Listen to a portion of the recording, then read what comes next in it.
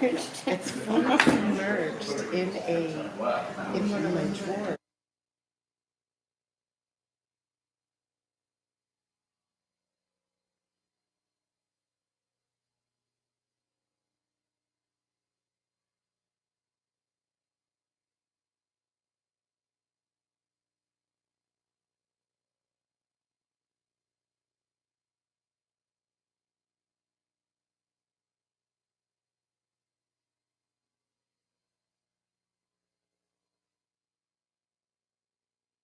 Welcome, everybody, to the November 21st Town of Camden Select Board meeting.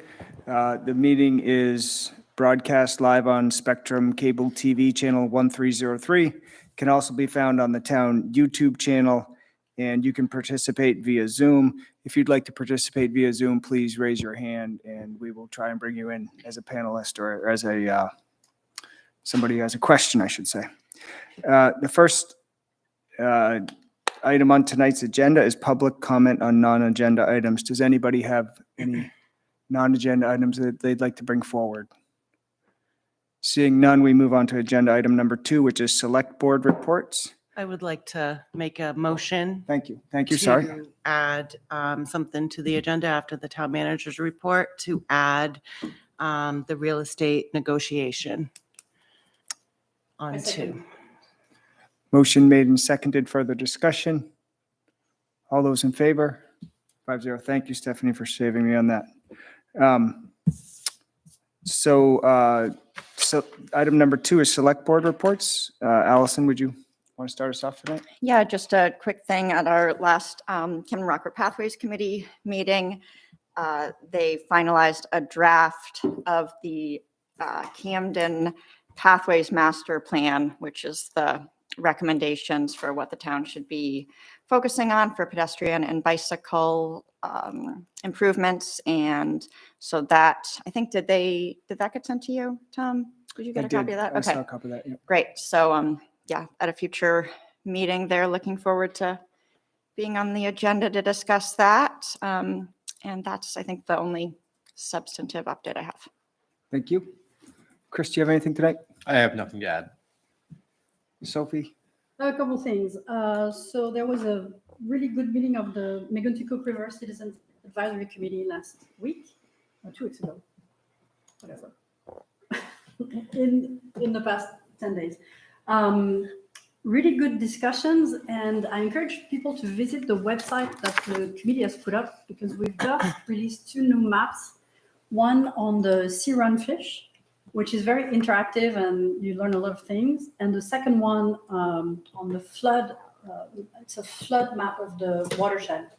So instead of publishing a cumbersome 100-page report on flooding and what are the consequences of dams on flooding in the Megunticook River, we created that flood map that's very interactive. The report will also actually be available for people who like reading 100 pages report on flooding. Second thing, the Harbor Committee met last week to go over the fee schedule. It's something they do on an annual basis. They came to agreements, and I think they're going to send this new fee schedule to the select board for approval.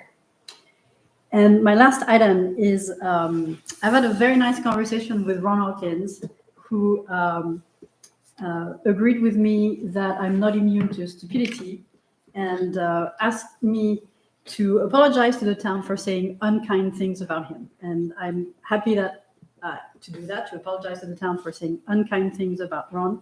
And I'm also happy that we've had this conversation. Thank you, Sophie. That's excellent. Open dialogue is always good. Stephanie? The only thing that I think that I have done was the wastewater update last night with Dave and his team. A lot of really great information, a lot more to come. And again, as all of our workshops, watch out for budget season.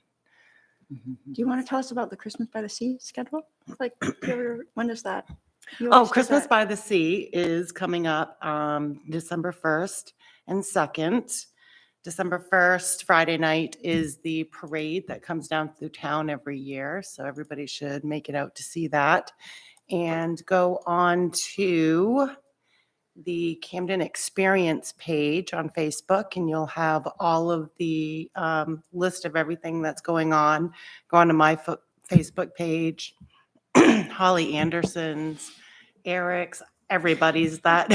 Just go on and type in Christmas by the Sea, and I'm sure you'll find somebody that's connected to it. It's great. It's awesome. Great event coming up. The only thing I have is, check out the town YouTube channel for continuing planning board meetings regarding short-term rentals. They continue to work on that and for the betterment of the town, I think.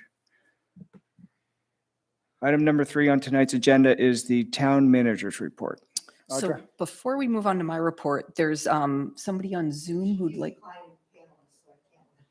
Oh, okay. Yeah, I think there's somebody on Zoom who'd like to provide public comment. You could try just allow to talk instead. Sure. Ask to unmute. Hello. Yes. Hello, Laura, you're on. Hi, I was just trying to get into the chat, but it's disabled. I was really wanting to know if you were going to be discussing the traffic and pedestrian issues at all tonight. Laura, could you just introduce yourself, name and address before we... Oh, I'm sorry. I'm Laura Amy, 154 Mountain Street in Camden. Okay. Yeah, and your question, say your question one more time, please. The agenda item that Allison brought up in the beginning, is that something that you are going to be discussing at all tonight, or is that tabled for later? Like pathways, you mean? Yes. So at the end, we are going to discuss the Elm Street sidewalk, which is related to pathways. Okay. Maybe I should check in with the Pathways Committee, because I just wanted to know what other areas they will be focusing on. We're going to try and just- contain it to Elm Street tonight. I mean, we're going to hit pathways more in the future. Okay. I will get in touch. I think Allison, you and I were on a Zoom call with the Pathways Committee probably 2 years ago now. And I do want to follow up with that whole discussion. So I will pop in when it's Yeah, something that will you're- be a future agenda item. That's what I was saying. Tom will be, looking at the agenda and the schedule, and at some point in the relatively near future, there'll be an agenda item where the draft master plan will be presented, and there'll be the select board will discuss that, and Okay. the public also, I'm sure. So, Okay. All right. but Thank also the you. plug for the YouTube stuff that Tom was saying before. It's all on YouTube if you can bear it. Okay. Sounds good. Thank you so much. Thank you, Laura. Audra? All right. So I don't have a lot of updates tonight. So we did get a price back on the Rawson Avenue Bridge and the aluminum truss arch that we talked about. So that will be about $20,000 more than an aluminum truss bridge without an arch. Also, I went to the Mid-Coast Council of Governments annual meeting. So this was the first time that they had more of like a educational, informational workshop type session as part of their annual meeting. And it was really well put together, really interesting, good speakers. We talked about the amenity trap communities paper that their keynote speaker wrote. And I think a main takeaway from all of that was that he doesn't believe that Maine or any of the areas in Maine are amenity trap communities as he's defined them. They typically are communities that are transitioning away from extractive, resources like mining communities out west. That's kind of what he's focused on. The ones where they used to have, a lot of mining or other extractive industries, and they've transitioned more to tourism economies, and they were really sort of flooded with people during COVID and the pandemic and the impact it had on their housing markets, which is a different challenge than what we have. But he's done a lot of, work in the state of Maine, and he reminded us of a lot of positive things that I don't think that we have sort of kept sight of, given like the housing crisis by the influx of new residents. And his point was, and I thought it's a really good thing for us all to keep in mind, that Maine was really heading towards Maine, and I think the Midcoast specifically was heading towards a real demographic cliff in terms of an aging population. And he's saying you're one of the few states in the country where your population is actually getting younger as a result of the in-migration. And I just thought that was really a good thing to point out, and a thing that we sort of need to be looking at as more of a positive going forward.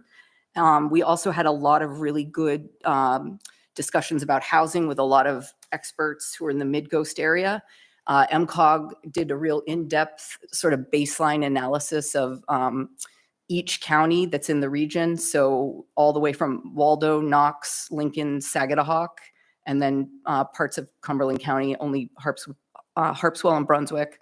But looking at sort of what are the different needs across the different counties in the region. And they came up with sort of, targets in terms of how many dwelling units are needed to sort of tackle the crisis that we're in, which I think is great because that's something that's been talked about a lot, especially with the LD 2003 being, signed into law, is trying to figure out, well, what are we actually shooting for in terms of the amount of, new housing that we need to introduce to, make a dent in this problem. And for Knox County, it was identified that about 1,000 new units are required.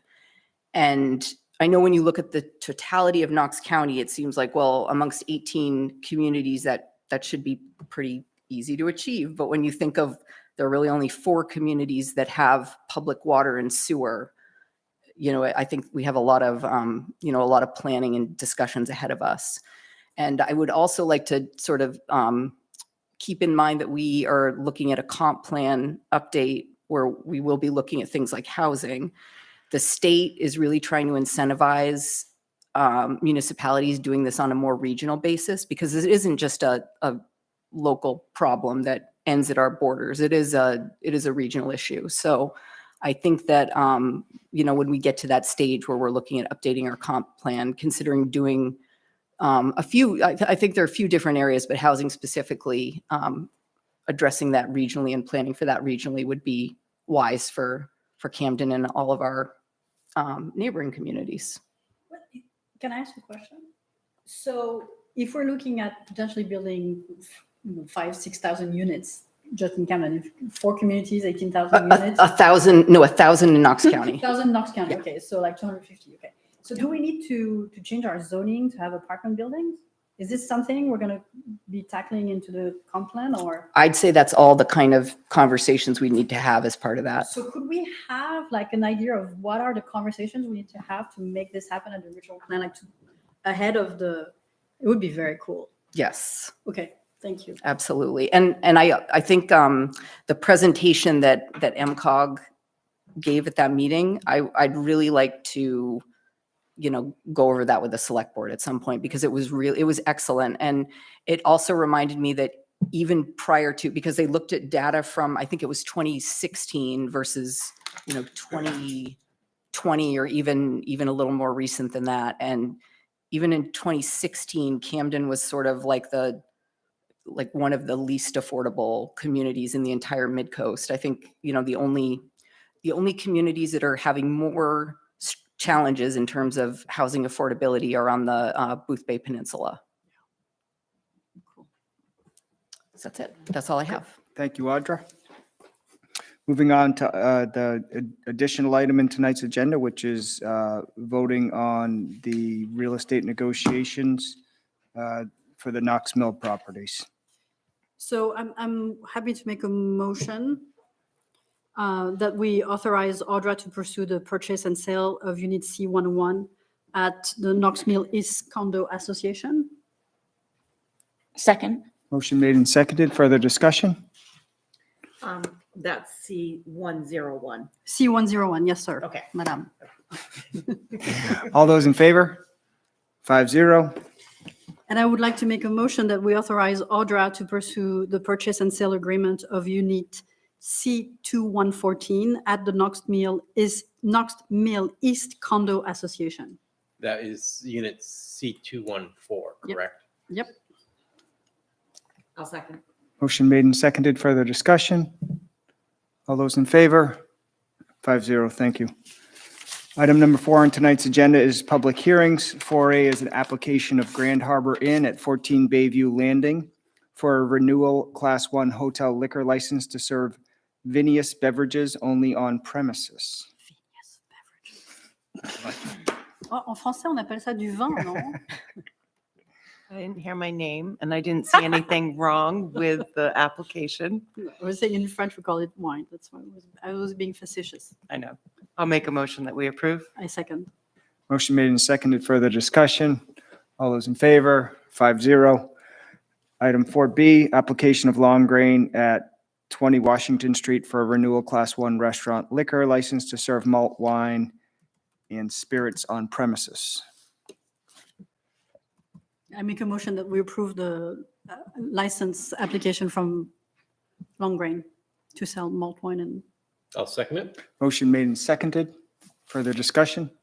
All those in favor? 5-0. Item 4C, application of Cafe Louise at 50 Elm Street for a new Class 1 restaurant liquor license to serve malt wine and spirits on premises. I make a motion that we approve the license application from Café Louis. Second. Motion made and seconded. Further discussion? I really like how the parentheses says new owners, former Wolf Peach. That was really helpful. It's helpful, I agree. All those in favor? 5-0, thank you. Item 5A, tonight under action items is approval of the new personnel policy. Audra? So I'd like to recommend that you table this item. There are additional revisions that still need to be made. So I think it's better if it's tabled and we bring it to you for a approval at a later date. I'll make a motion that we table. Second. Audra, are we in a deadline for this in any regards? No? No. Okay. Motion made and seconded. Further discussion? All those in favor of tabling it?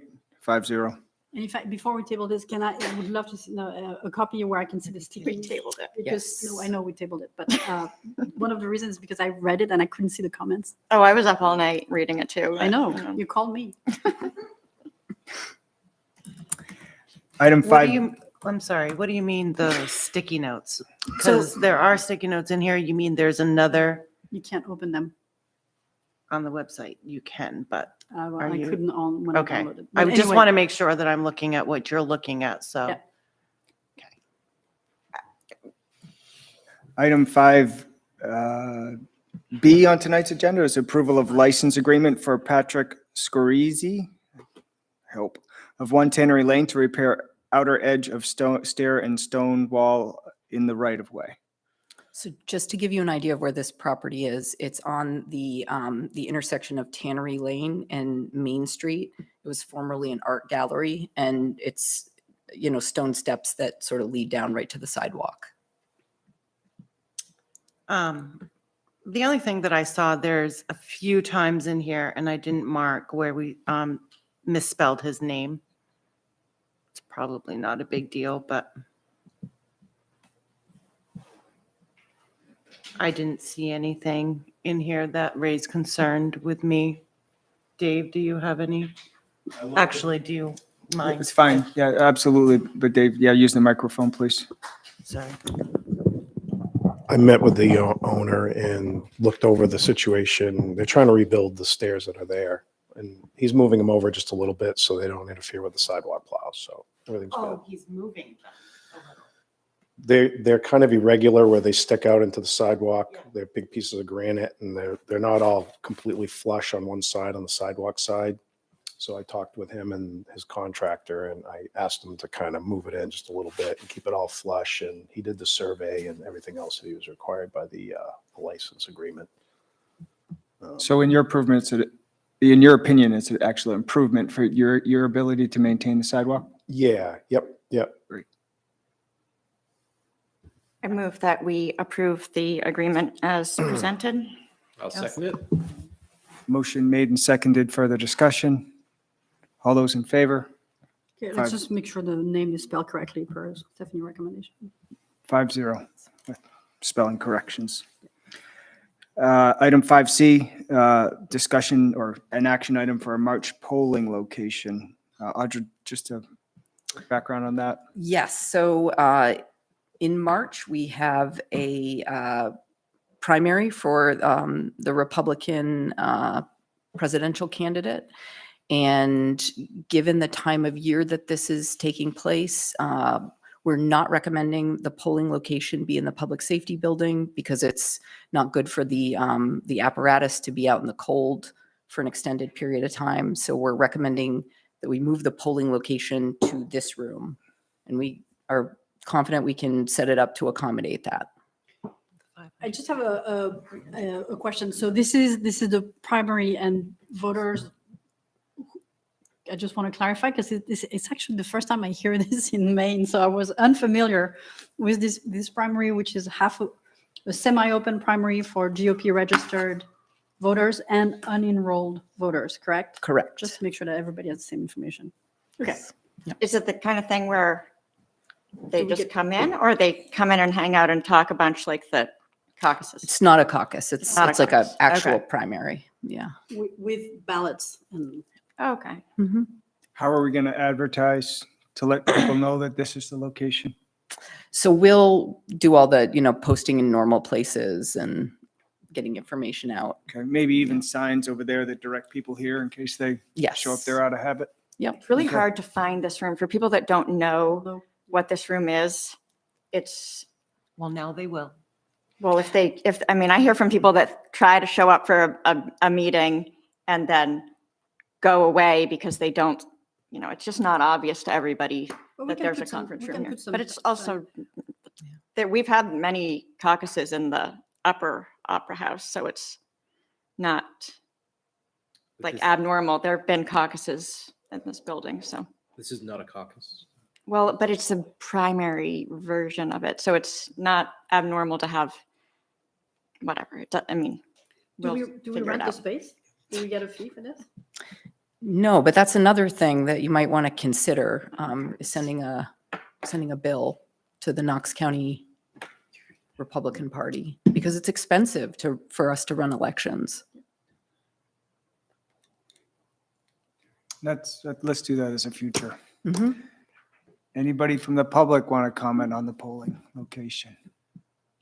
Okay, Do you need a motion? I do. I'll make a motion that we approve Audra's suggestion of making the March polling location here in the French room. I'll second it. Motion made and seconded. Further discussion? All those in favor? 5-0. Motion carries. Thank you. Item 5D is the Rawson Avenue utility pole relocation and tree removal. So I'm going to have Dave come up to talk about this one. It's really the same item that we talked about back a few months ago. The utility companies are just looking for permission to move the telephone pole so that the utility lines are parallel to the bridge. It'll help with the removal of the bridge and the replacement with the new one. Can I just ask a follow-up question to that? So when it was on before, it was because of that, but also because we had a citizen that lived there that was very concerned that the trees were going to be removed and all of that. Has there been any Updates on the trees? Yes. improvement with that relationship with that citizen?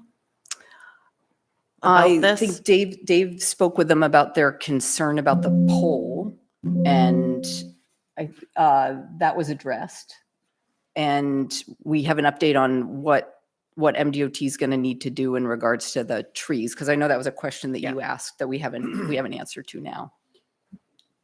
Okay, so it was my recollection last time we met that there was a concerned resident that lived right next to where the location was, and he was concerned about the tree, and I don't know why that thing is. Is that a bat or is that a cat? I'm not sure what think it's a that is. bat. Okay.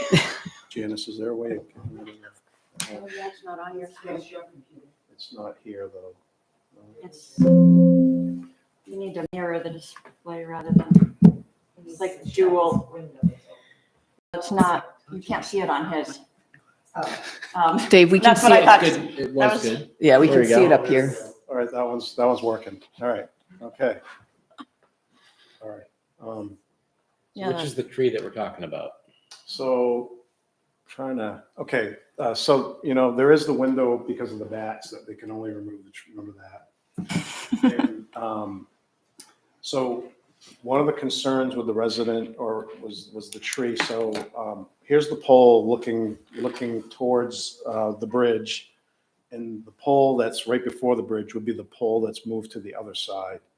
So that so when you cross the bridge, the pole is actually on the other side. So Can I be really obvious? Your microphone is on. You're talking about the one down by the caution. Yes. Way down. Right now, this pole right Okay. here.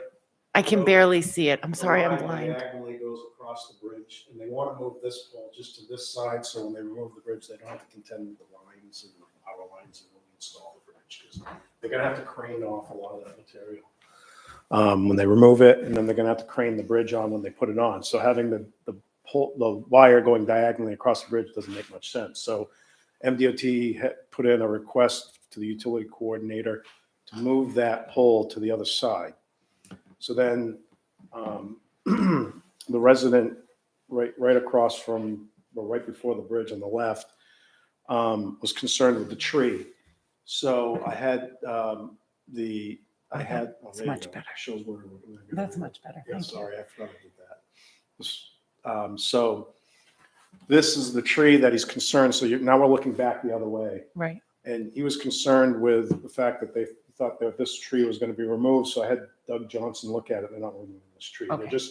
Doug actually says that pruning this will make this tree more, better shaped, because right now it's all kind of favoring the left side and there's nothing on the right. So we'll be cleaning out the left side. It'll make it look more symmetrical and probably improve the health of the tree.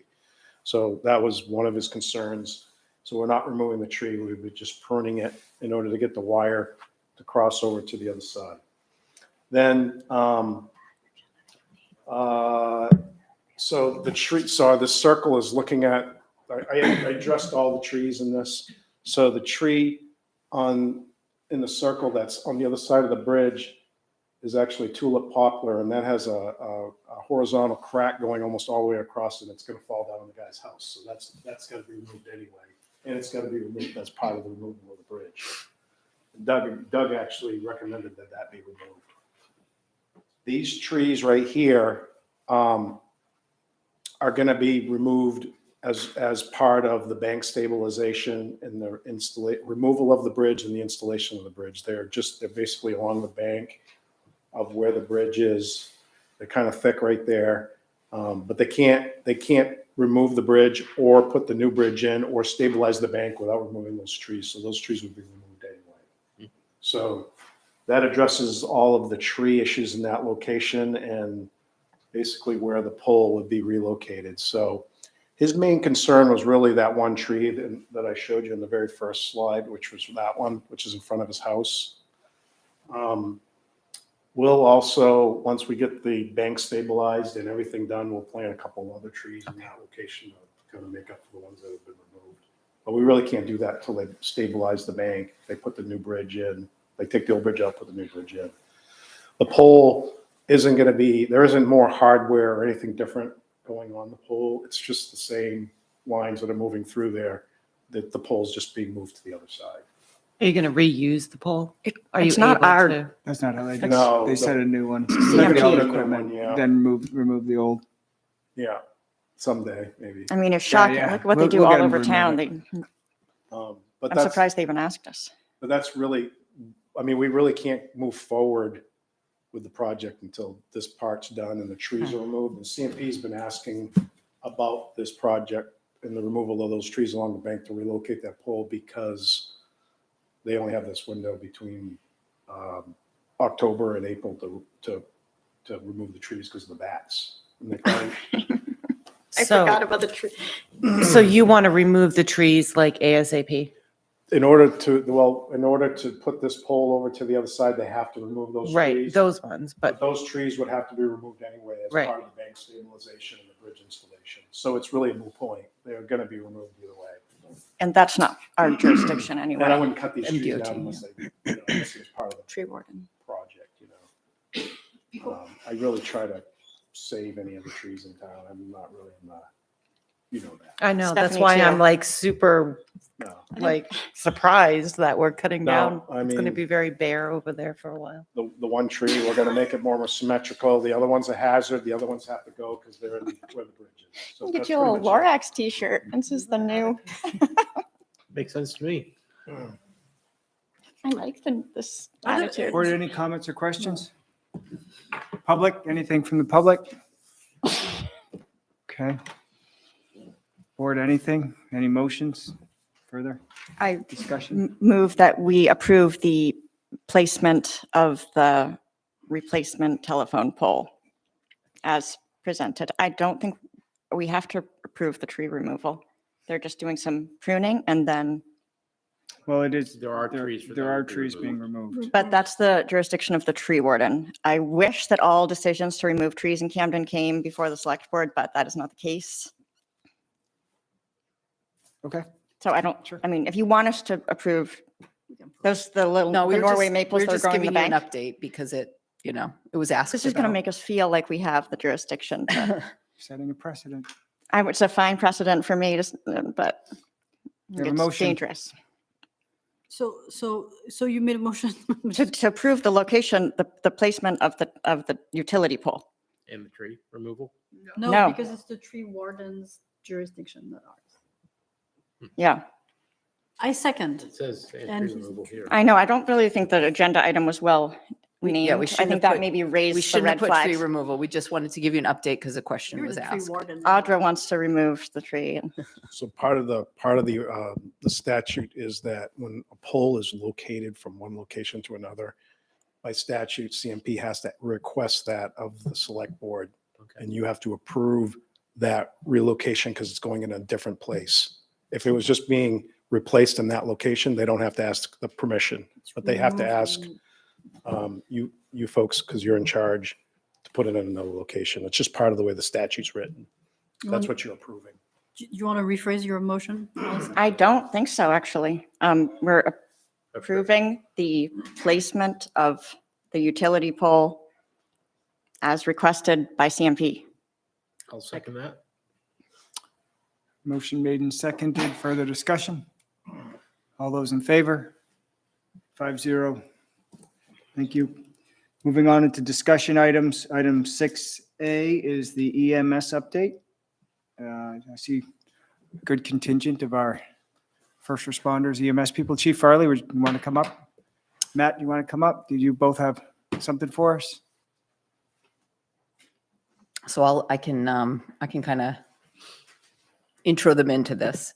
So after the workshop where we discussed, EMS and some of the challenges that we knew were forthcoming and, planning for the future, Matt was tasked with going away and coming up with budget. Matt and Chief Farley were tasked with going away and coming up with budget numbers to, reflect the town transitioning from the non-transporting first responder program to a transporting advanced EMT level license and what that would look like for us to, have the personnel necessary to staff that. So parallel to that, Rockport's been having their own conversations. So at their last select board meeting, they had a very similar discussion to the one that we're having tonight, where budget numbers were presented for them to do something similar. And we had a meeting with Rockport about this and talked about, looking forward, if we're going to go into the EMS business and work together, how we can design our systems so that we're optimizing our resources, responding together, sharing personnel across systems. We've had similar conversations with the city of Rockland about, working with them and having the benefit of their years of experience of running their own fire-based EMS system. So those conversations have been happening between the three communities. So that's sort of the lead into this discussion about what we're looking at in terms of, what it's going to cost the town to provide this service. So that's my introduction. Thanks, Audra. this kind of looks like we're leaping right in, but I've been having conversations with town managers since 2010 that we're going to have an issue with firefighters in the future, and that we should be doing something so that we're efficiently and effectively using those employees. And those conversations with previous town managers have been kind of given the backhanded, don't want to deal with it right now. So I appreciate that Audra's listened to us and is bringing this to the community to have a conversation about, as well as providing some good insight and advice on how to, work with other communities to help make this happen. So appreciate her help with this. You asked for some information, or we can just jump right into the budget. Your choice. Does anybody have any questions? I would love to see your preliminary ideas before we start. Yeah, just kind of where you're at right now, because there has been a lot of movement in the whole discussions and talks. So just like where is your head right now with all of this? So, Matt, we didn't just come up with this budget in the last couple of weeks, right? We started on this years ago. So it's not just something that we came up with in the last couple of weeks. I just want to preface that. So I'll just let Matt chat about the budget. I don't know if you all got copies of it, the Excel spreadsheet or anything. I know on the packet it had part of it in there. I didn't see all of it. It might all be in there. But basically there's two different parts of it. There's one that's a gradual 5-year progression. So every year the additions are less expansive, and then it builds over the course of 5 years. And then there's basically a recommended 1-year jump, which doesn't necessarily get to us having an ambulance the full way, but it does get to us having a 24-hour level coverage, which is, I think, the biggest piece of the whole thing, wherever we want to go. In terms of the gradual piece, like I said, it's over 5 years. Basically, I looked at Rockport, Camden, and Rockland's budget, and everybody has different budget lines, but generally most of them are pretty similar. And I made one budget sheet that has all of the budget lines that like Rockland has, for example. And I took their numbers, and I like to budget a little high, just personally, my own home finances and stuff. And that way you have room to cut back. So when you look at these numbers, there is some fat on there that can be cut off. Theoretically, these should be pretty high-end numbers with room to go down. But anyway, so I did that. And so for like personnel, for example, I would take our budget that we have now. So our retirement, our pay, our health insurance and all that, lumped it together, and then divided it by how many number of employees that we have now, which is 4 full-time employees. And then I just added a 3% increase every year, just cost of living, insurance goes up, things like that.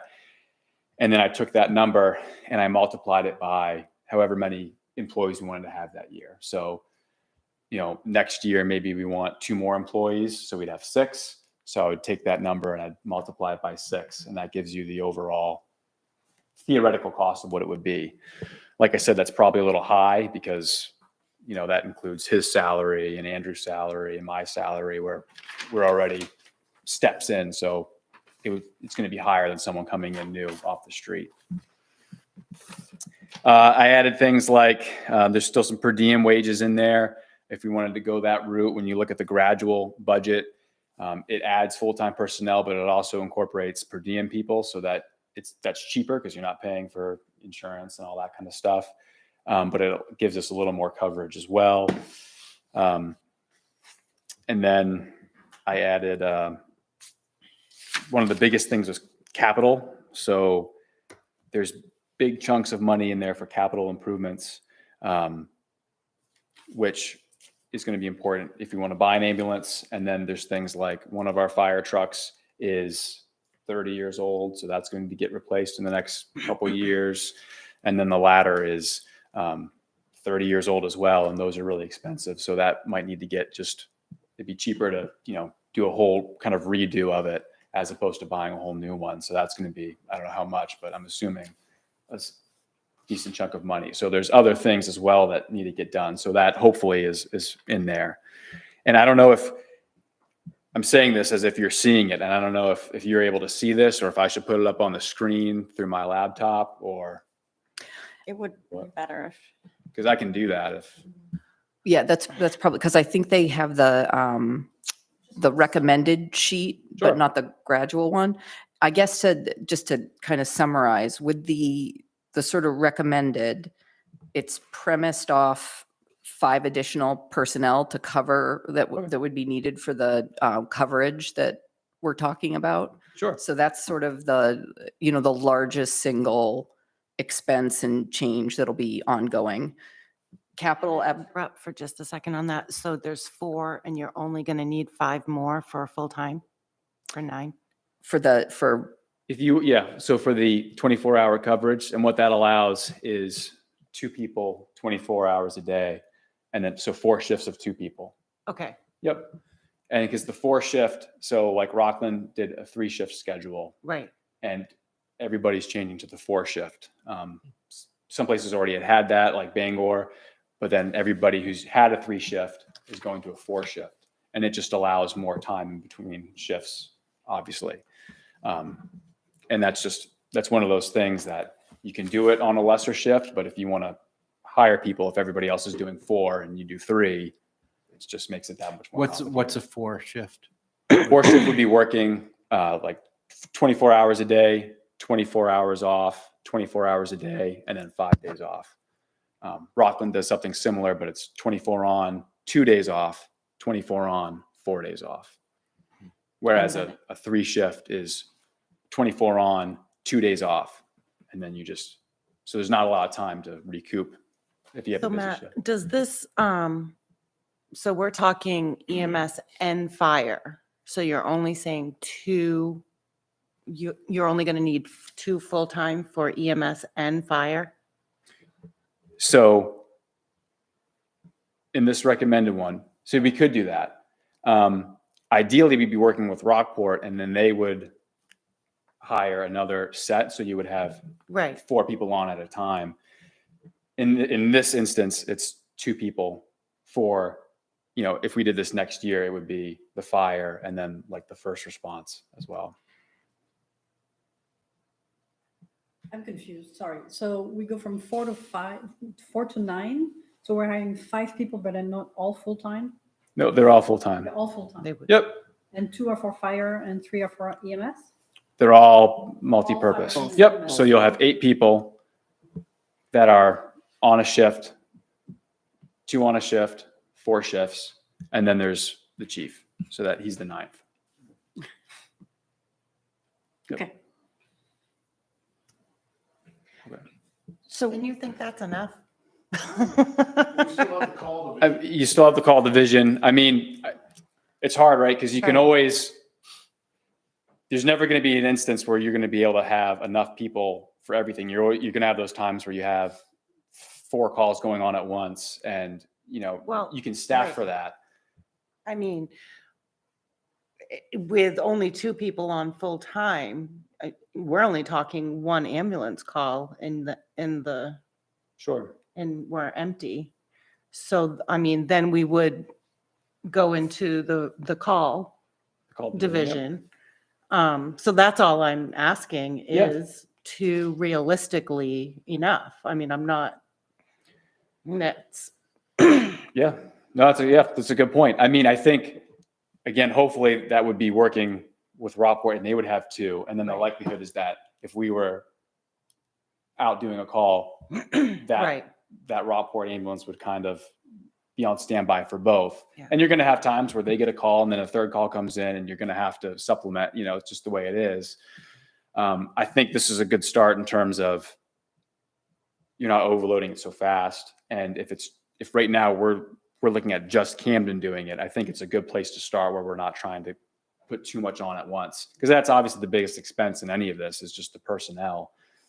That's the Right. biggest piece of that budget. So I think it's enough to do what we need to do right now. And then as we move forward, hopefully we can do it with Rockport where we can separate that cost so it's cheaper for everybody. What But do you mean by that? Separate the cost? What?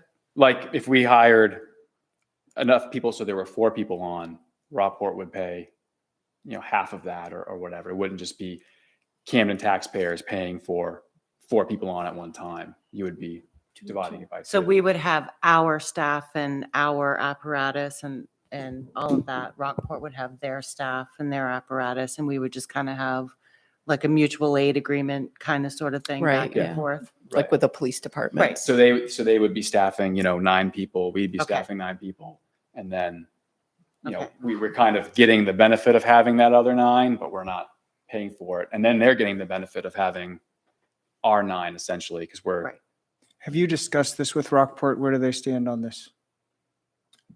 I don't know if they've, We did, the 4 of us, Audra and I and John Duke and Chief Peasley met last week right here. And I was hoping John was going to be here tonight. Peasley- Actually, he just sent me a text message because he was planning on showing up to confirm that they're supportive. Yeah. Can you tell me how these mutual aid agreements work? So, do we even need, if we have a mutual aid agreement with them, do we need anything even more formal? I would assume Rockland would support us if we had multiple calls out at once and we needed a second or a third ambulance, or Belfast or Thomaston for that matter. Wouldn't they support us? Or is that, how formal do those have to become? So we're actually covered by 2 mutual aid agreements now. We're part of the Knox County Mutual Aid Okay, Agreement, and then there's a statewide mutual aid agreement. So we Okay. don't have a formal agreement with the city of Belfast, but they called last March and we went okay, because we're not covered under a statewide mutual aid agreement. sure. But that would work for EMS as well as fire now. That would expand. Yeah, we might just need to make sure it is in the Knox County one, but was it Knox County? I mean, any concerns in that regard? We're considering taking this on ourselves. In that worst case scenario, I mean, does this plan cover us as well as we're presently covered? I'm not concerned. If we needed anything right now, anybody in the county would come and help us. Okay, Not concerned.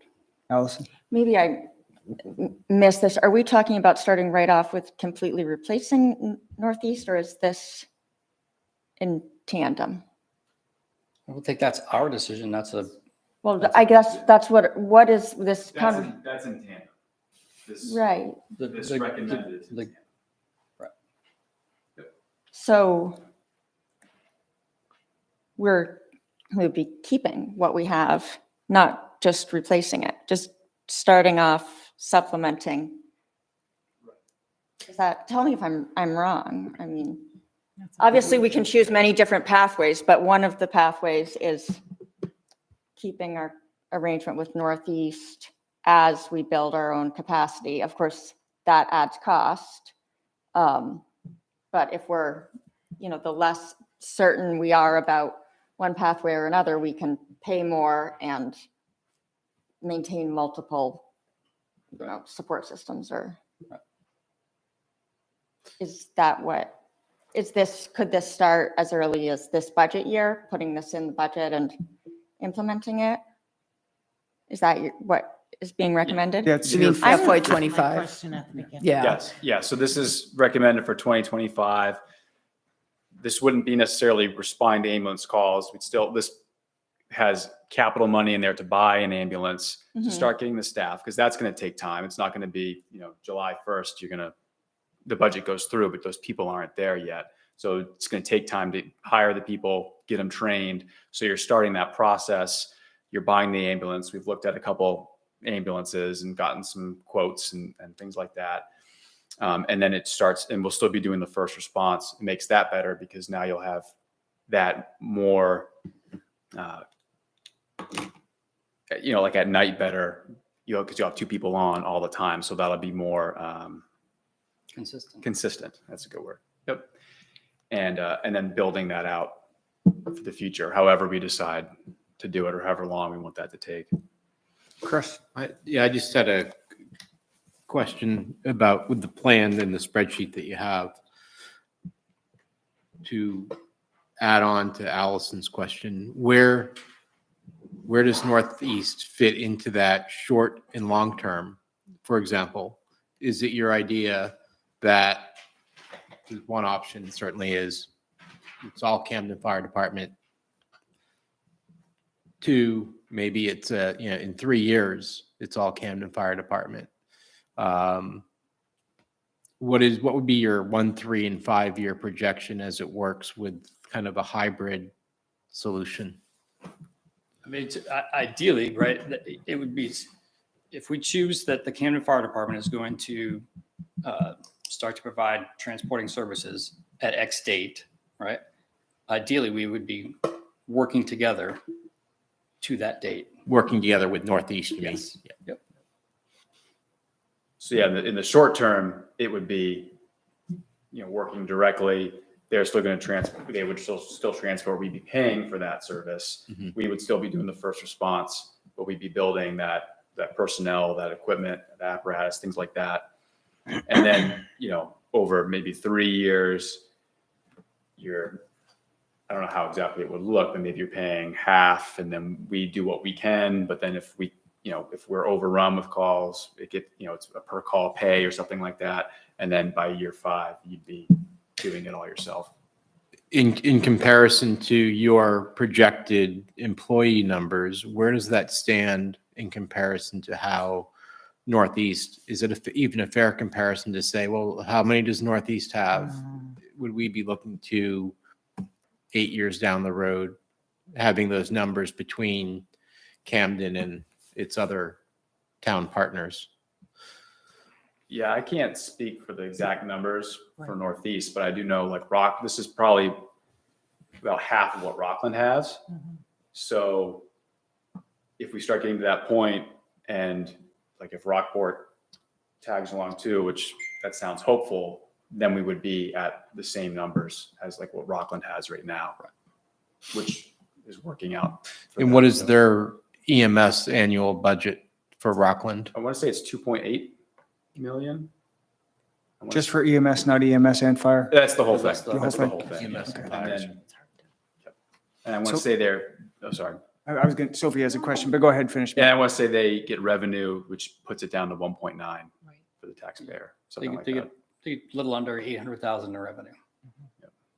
And we looked at MDI, which just did this very, very similar whole situation where they started doing, I think, first response, and then they got all the employees, and now they're doing their own ambulance. And I talked with their assistant chief, and he sent me their budget. And anyway, so it's kind of a similar, try to use that, what they did. Mhm. to go The forward. town of Mount Desert was served by a private, not-for-profit ambulance. And they had projected that they were going to provide service for 2 more years. And financial situations changed, and they told the town, you got 6 months, and we're turning everything over to you. So they had a very short time to prepare for that. And what the town of Mount Desert does is they share their ambulance service chief between, I think he was first employed by the town of Bar Harbor. So I believe that he's a shared employee between the 2 towns. I know he's a shared employee between the 2 towns. Sophie? Thanks. So a couple of questions. So the first one, adding 9, but 9 is just a step towards, if we go full without Northeast, we will have to increase that workforce again, correct? If we did it all ourselves, All probably ourselves, yes. So I'd be curious to see what's the steady state once what's the financial scenario once we're fully operating without Northeast. So like a gradation, because my understanding is that I have 2 steps here. What's the third one?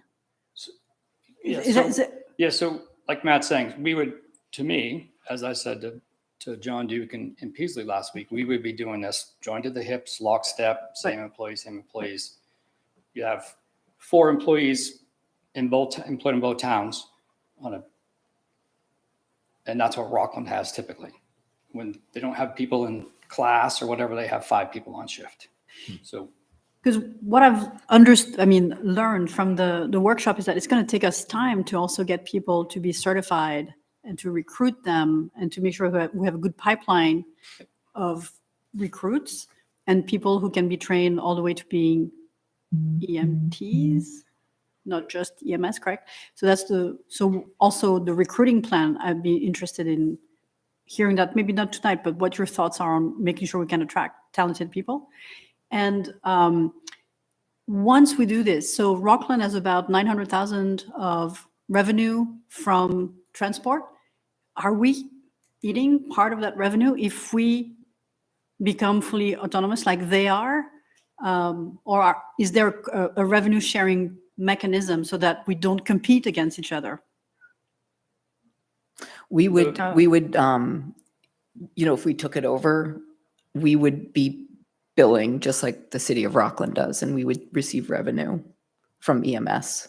Right, we would receive revenue, but would Rockland see their revenue go down? Because we can take those calls, right? No, the No. revenue is from somebody who's transporting. Yeah, whoever does the call gets the revenue. Whoever does right, So, Does insurance companies pay that, correct? yes. Okay, typically. except when they And can't bill and Medicare anyone. care. Right, okay, Yeah. cool. Yeah. Yeah, I mean, it wouldn't cover everything. It's, Yeah. from what I've heard, it's more like a bonus, it's icing on the cake. It's not, you don't want to assume you're going to get it. It's just like, oh, nice. We just, there's 900,000 that we didn't have to go against the next year's budget. But it doesn't break even, You're right. Yeah. not even near break even, right? Okay. Oh, Allison, sorry.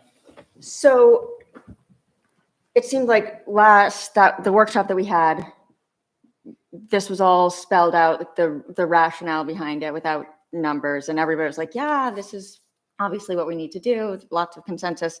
And then, so now is the purpose of this to kind of say, okay, you guys were all enthusiastic about that, but is it going to be double the cost?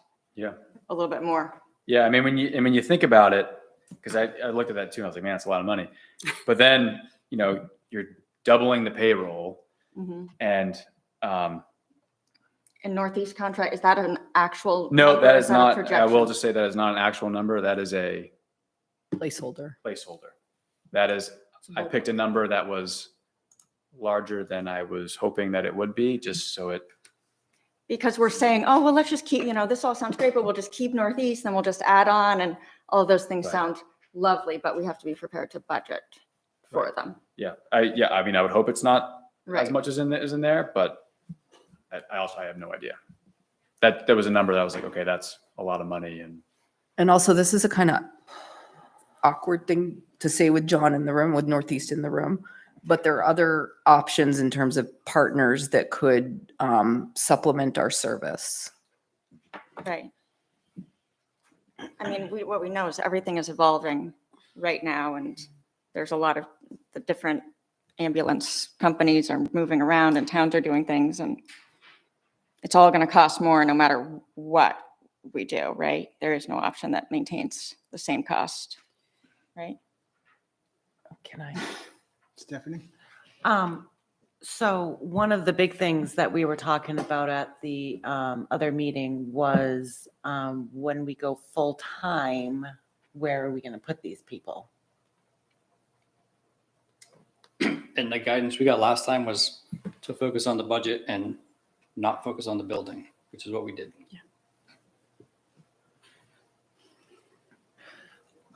Follow-up question. I'm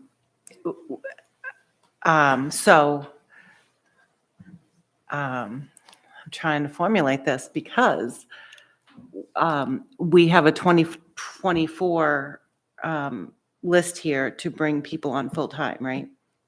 24 hours, is that what you mean? Or FY '24. okay, yeah. Oh, it's So- no, one's the column for expenses in FY '24 and the other's Yeah. the The FY '24. proposed 25. Yeah, the FY '24 is our current budget. Okay, so to catch up, because I'm kind of losing where we're going with this a little bit. You're proposing to have a full-time staff come 2025. Yes. FY '25. Okay. And at that time, you're hoping to have the ambulance ordered or here by 2025? No, the point they were making is 2025 is a transition year. So as of, July 1st, 2024, because the budget would have just been approved in June, we'd still have to hire all the 5 new people. They'd have to, look for equipment, that kind of thing. So recognizing that FY25 would be a transition year where they're recruiting staff, getting them trained and ready, and also getting necessary equipment.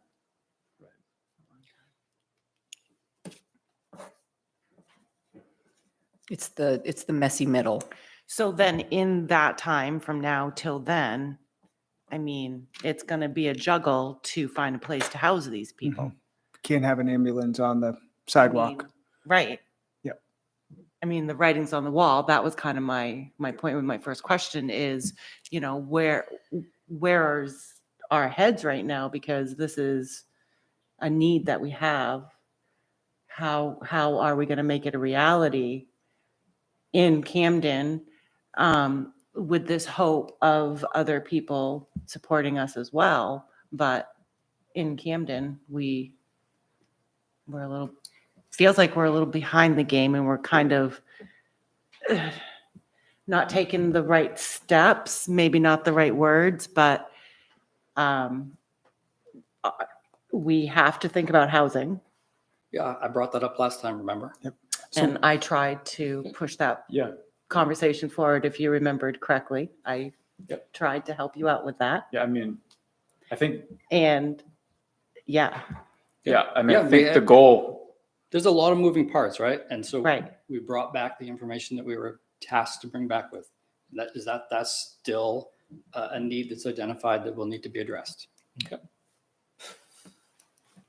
Allison had a question, but I got one. Go ahead, Allison. I mean, I guess, I just think at this point, if we're going to say, oh, well, because we haven't completely solved the housing problem, we should just stick with Northeast only forever. I mean, are you suggesting that we are not ready to be expanding our services, or that, like, what's the, My only thing was, if you remember in the meeting, is I think, Chris, you said that the building we're in, we don't have a place for housing a 24-hour service. We can't have them sleeping on the kitchen floor. right, so I'm sure they're thinking about that, and if they get the Right. And go ahead, they shouldn't be here right now tonight saying, well, we've spoken with these 5 property owners about potentially leasing space somewhere. I mean, that's what other ambulance companies are doing right now. They've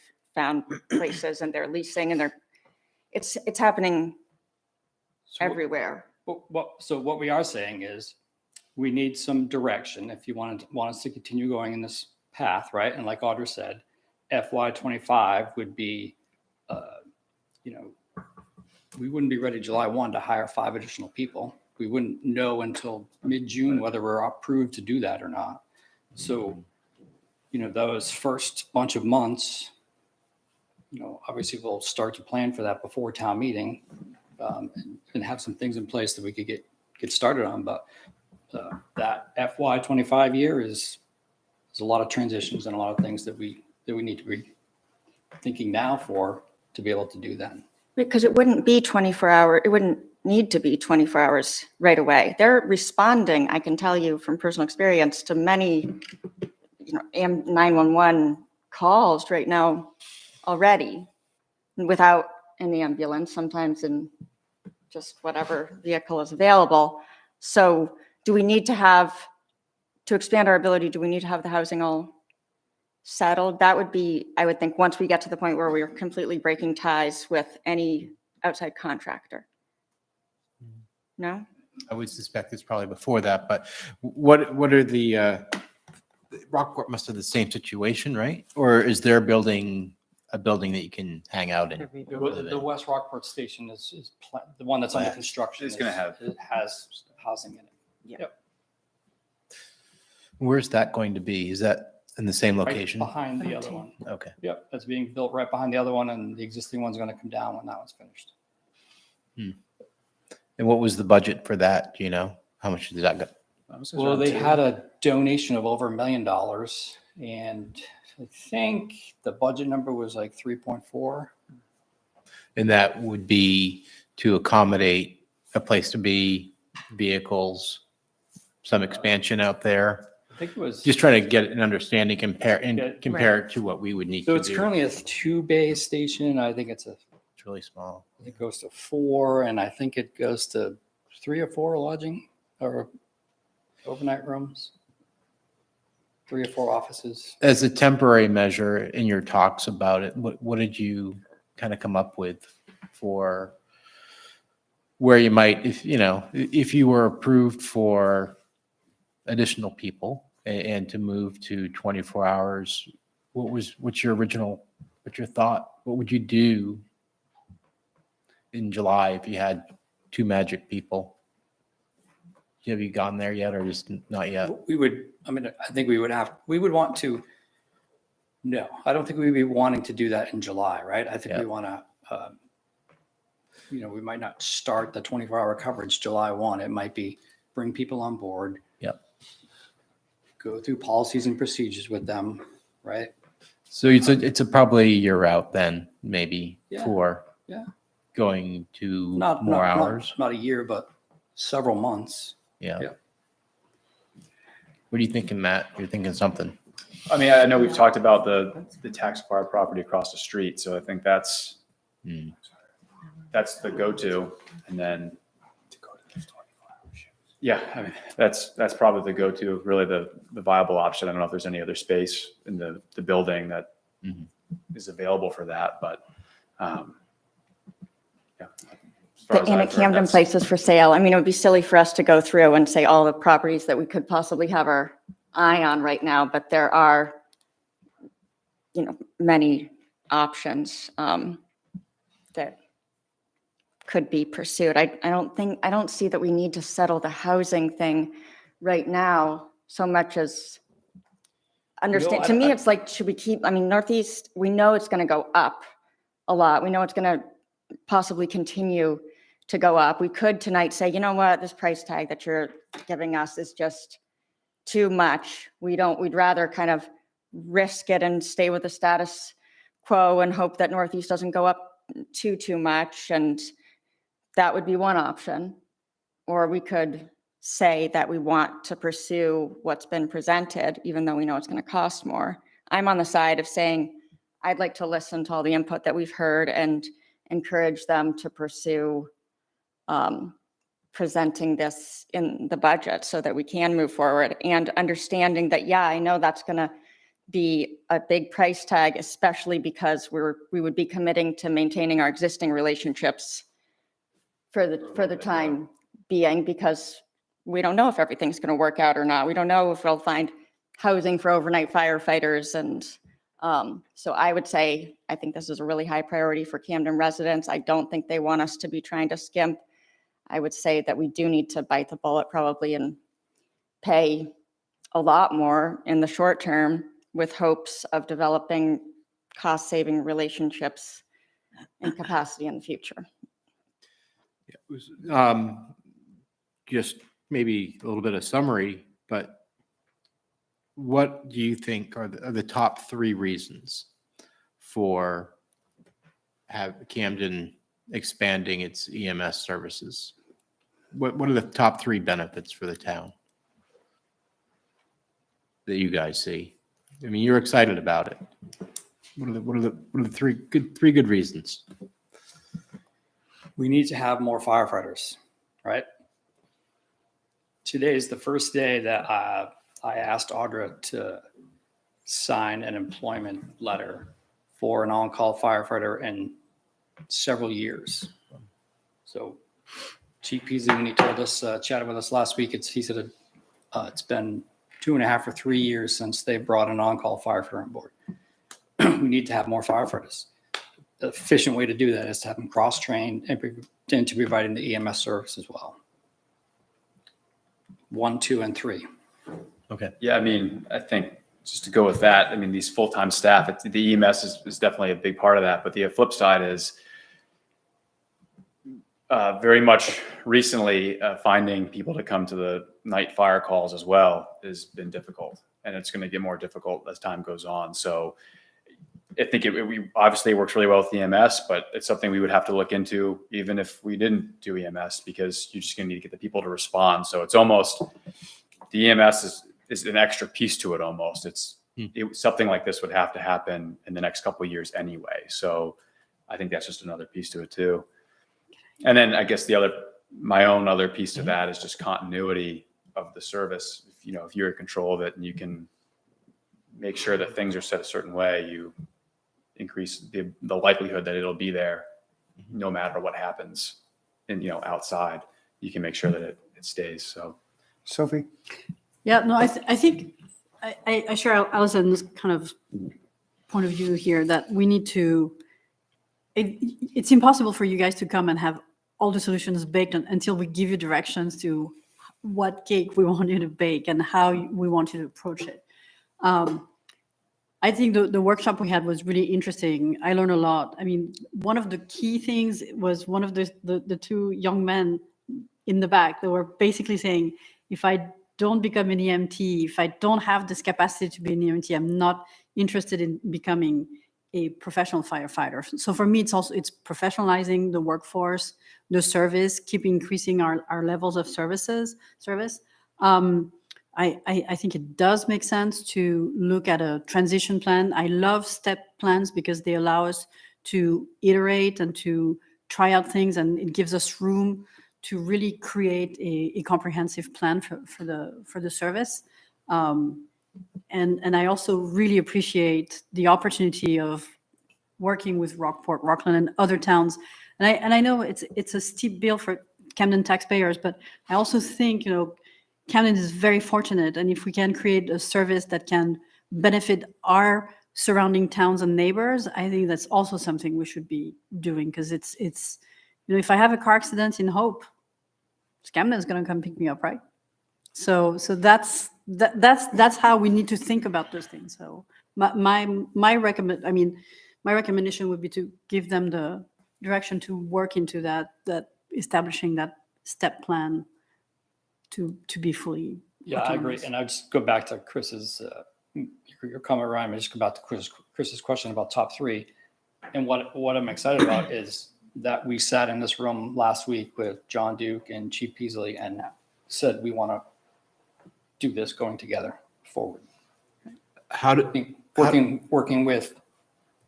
Yeah, how does that affect Lincolnville and Hope?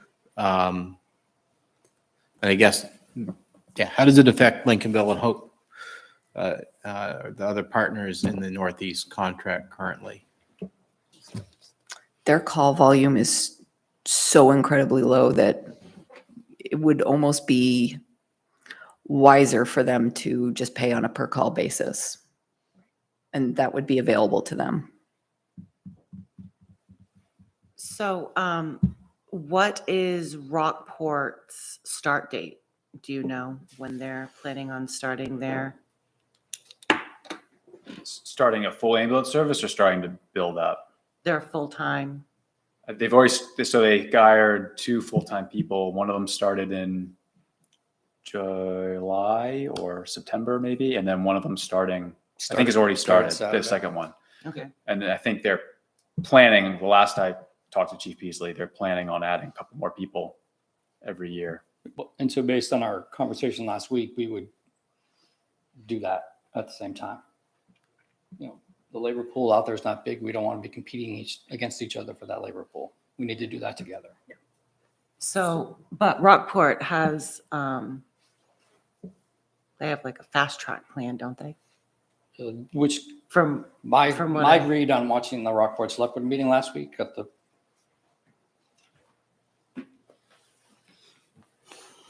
don't want to speak for John Duke, he's not here, but the Rockport Select Board didn't take any action last week. I'll say that. It's a very similar conversation, the one we're having tonight.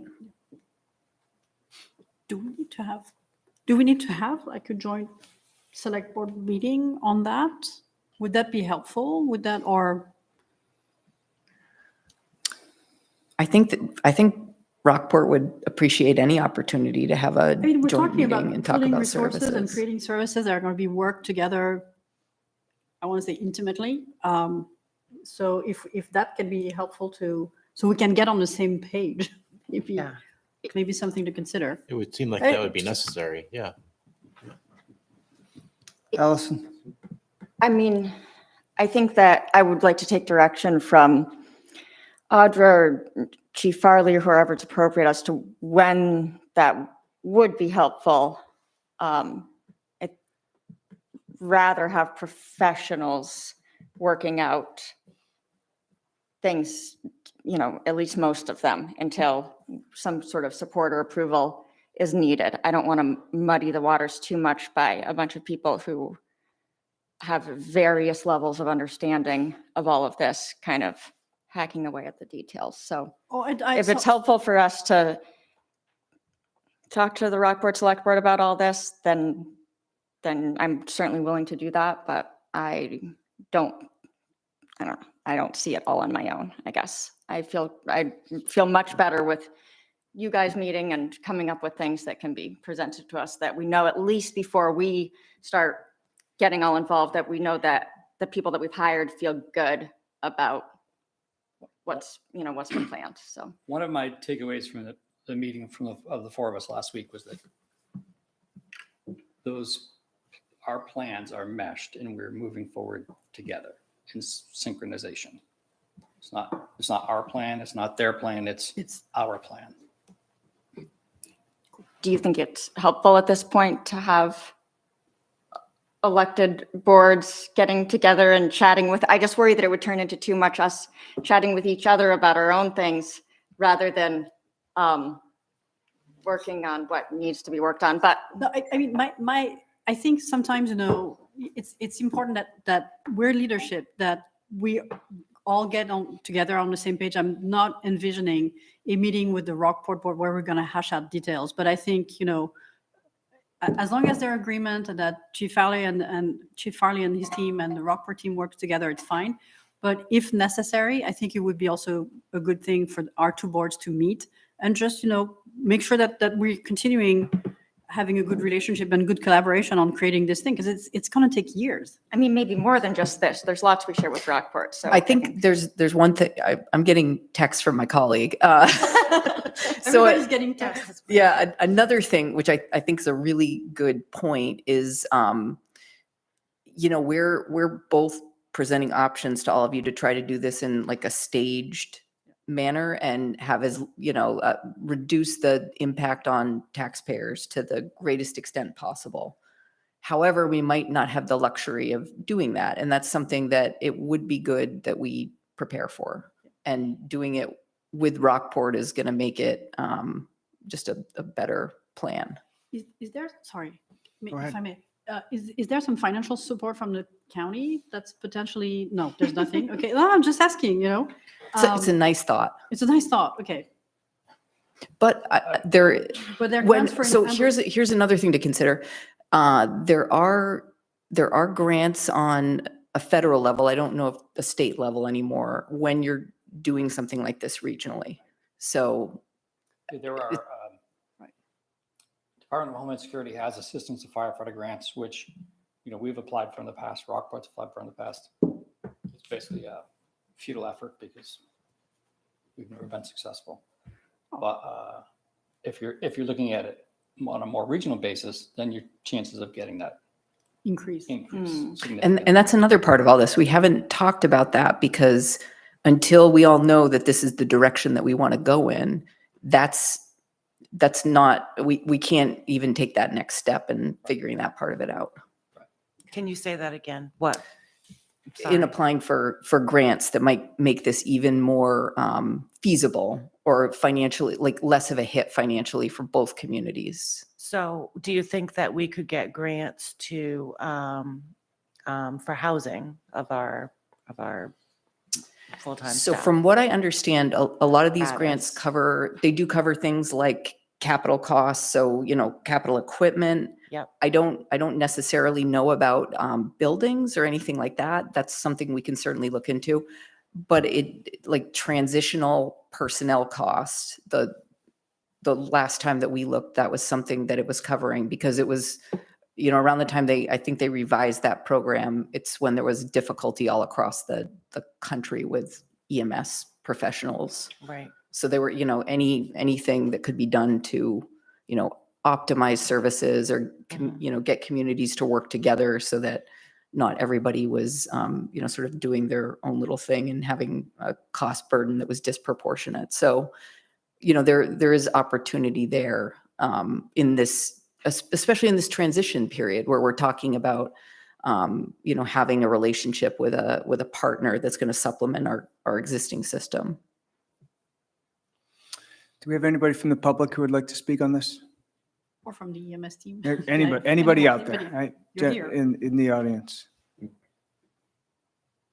I think that, oh, I'm sorry, I missed someone. Yeah, yes, please, I didn't see. So, please come forward. So just to set a couple of things at ease, because we continue to hear through the community a number of rumors. John, if you could just I'm sorry. introduce yourself. Jonathan Powers, I'm the division chief for Northeast Mobile Health Services here in Rockport. Plenty of rumors go around in EMS and fire and public safety as a whole. And as Ms. Kaler had just kind of alluded to, Northeast has no intentions of just pulling out. I know we continue to plan for doomsday because there's every week another rumor that we're closing next Tuesday or next Thursday or next Friday. We're in no position to be closing. We are still doing transfers. We still have revenue coming in. It's still a viable and very strong business. We have multiple locations across the state. We have worked with a number of communities. We would like to continue our partnership with the town of Camden, Rockport, Lincolnville, and Hope. We think that this regionalized system is really the best bang for the citizens' buck. There's a lot of things that we would be able to do with more collaboration if we could work together as communities and a business together. There's a lot more that we could accomplish. There's also rumors that I am leaving. On a personal note, I am not leaving. We continue to grow our staff. We continue to meet the needs. I just want to put the concerns that the town managers have that, as the Rockports, I believe one of the Rockport board members put it, skedaddling from the area immediately, and we have no intentions of that. So I just want to kind of put that at ease, and hopefully that rumor to bed finally, that we are not closing next Tuesday. So we're in support of whatever the community wants. We will work in any way, shape, or form. As I mentioned at the Rockport, we are an a la carte system or service. So whatever the town would like for a level of services is what we'll provide you a price for. Probably mention the Rockport One paramedic, considered a paramedic fly vehicle to back them up. Provide that. We do that in Jackman, literally just a paramedic fly car. Working with the communities is what we're here for. This area has a very personal connection to me. I've lived in this area for a very long time. I've served these 4 communities for a number of years in different capacities, whether it be dispatch, Canada First Aid, now Northeast. So whatever these communities are looking to do is what our goal is as a company. So, and if there are any questions about Northeast, I'd also encourage folks to come to us. As these conversations have continued and gone on, we haven't been a part of them. So we're happy to discuss it. We're happy to come to the table, provide our years of experience. We have between myself, our CEO, Rick Petrie, who has been, I'm pretty sure is one of the godfathers of EMS at this point, or grandfathers of EMS. A lot of experience that we can bring and insight that we can provide the towns in whatever future plans you may have. Thanks, John. Yeah.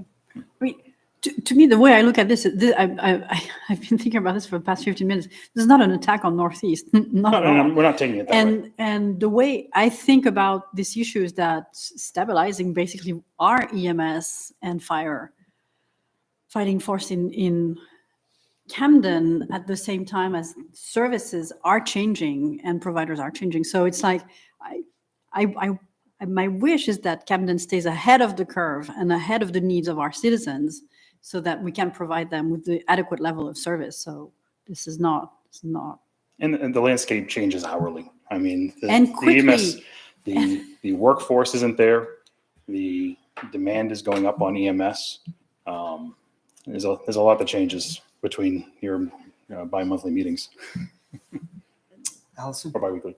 Yeah, and I would just say quickly, I mean, I personally haven't heard, I'm sure it's in the smaller industry world, there are always rumors that seem like they're bigger than they are in the larger community. Sure. The only rumor I hear is, everything's getting more expensive. It's going to get more expensive. And that's true for everything. I've heard nothing but positive things about the way things have been going. I've been personally really happy to see how well you've been working together. And so I just want to make sure. And we hope to continue that. Okay.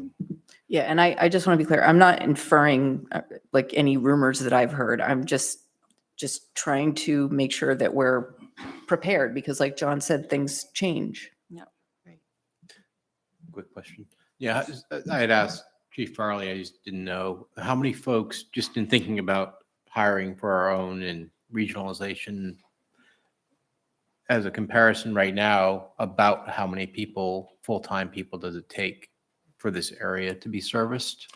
With the 4 towns and with additionally our transfer side of the business, right now I have a roster of 24 with 5 openings. Okay. So depending on what level you want to be at, how many ambulances we staff, 3 ambulances during the day, 1 late night. So after 11 o'clock, we do drop to 1 ambulance because the call volume in this area just hasn't, I think we've called mutual aid once since we made that change. So there's a significant decrease in the overnight hours. So 3 ambulances during the day, 2 for at least 16 hours of that day. And then we drop to the 1 ambulance for the last few hours of the day. Thank you. And it's 24. I said, my roster is budgeted for 30. Okay. Thanks, John. No problem. Sarah? I just want to jump on John's comments. We hear this rumors, and that's where they stay. We don't involve in them. We don't push them down the road. We hear it, it ends there. John has been very helpful, and as I said at the workshop, our crews work well together. He invites Matt and other folks to hop on the back of the ambulance to practice their skills. They've been very willing and have been a good partner since we started the EMS First Response. It's been very productive. Thanks, Chief. Thanks. Sarah, please.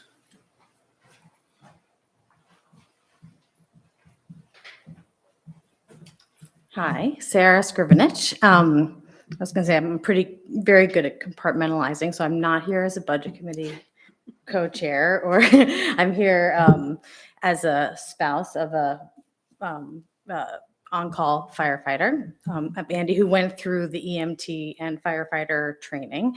I think really just to reiterate something that Matt said in the last meeting, as a spouse of someone who goes through the 12-hour multi-shifts, then to come home and know that as calls come in through the night, that responding is as important. Again, those 20, I think being able to sustain a model of a growing need in the community and having firefighters and EMT and paramedics that are in the best mind, space, shape, and ability to do that response, either fully focused, through those 24-hour sessions, and then being able to come home and know that if they aren't jumping in the car, that there are individuals there. I feel like that, from a community sustainability, from a retention, from a, overall kind of, not only stabilizing, but growth, is a really critical piece. So just wanted to add that okay, thanks. Thanks, Sarah. Thanks, Sarah. I do think that increased stability and professionalization of our EMS and fire is very important.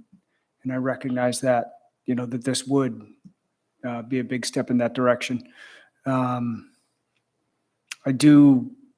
am a little bit concerned about the budget and the long-term plan, but I have faith that those will come together, can figure out a way to do this. I think this is a service that would be a huge improvement for the town of Camden and its citizens.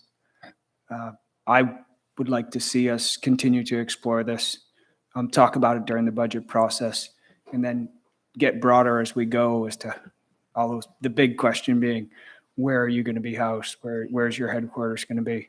But I think those are things that we can overcome. Agree.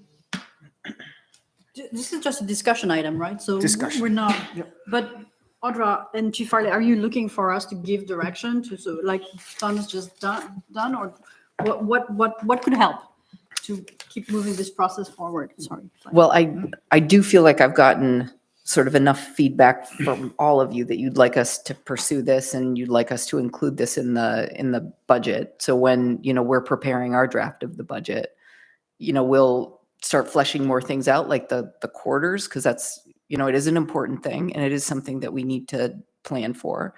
But I think just having, being able to come to you and show you the numbers and not having anyone shoot it down as being something that you don't want us to consider. I mean, that's good for us where we are at this point in the cycle of getting ready for the budget.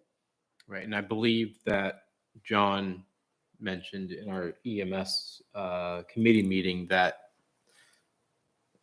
January, I'm looking at John, it was believing January we'll have numbers to have an understanding of where Northeast will be. Am I right, John? Sooner, we're actually, we've reached out to the town managers, or core town managers, to set up a meeting in early December.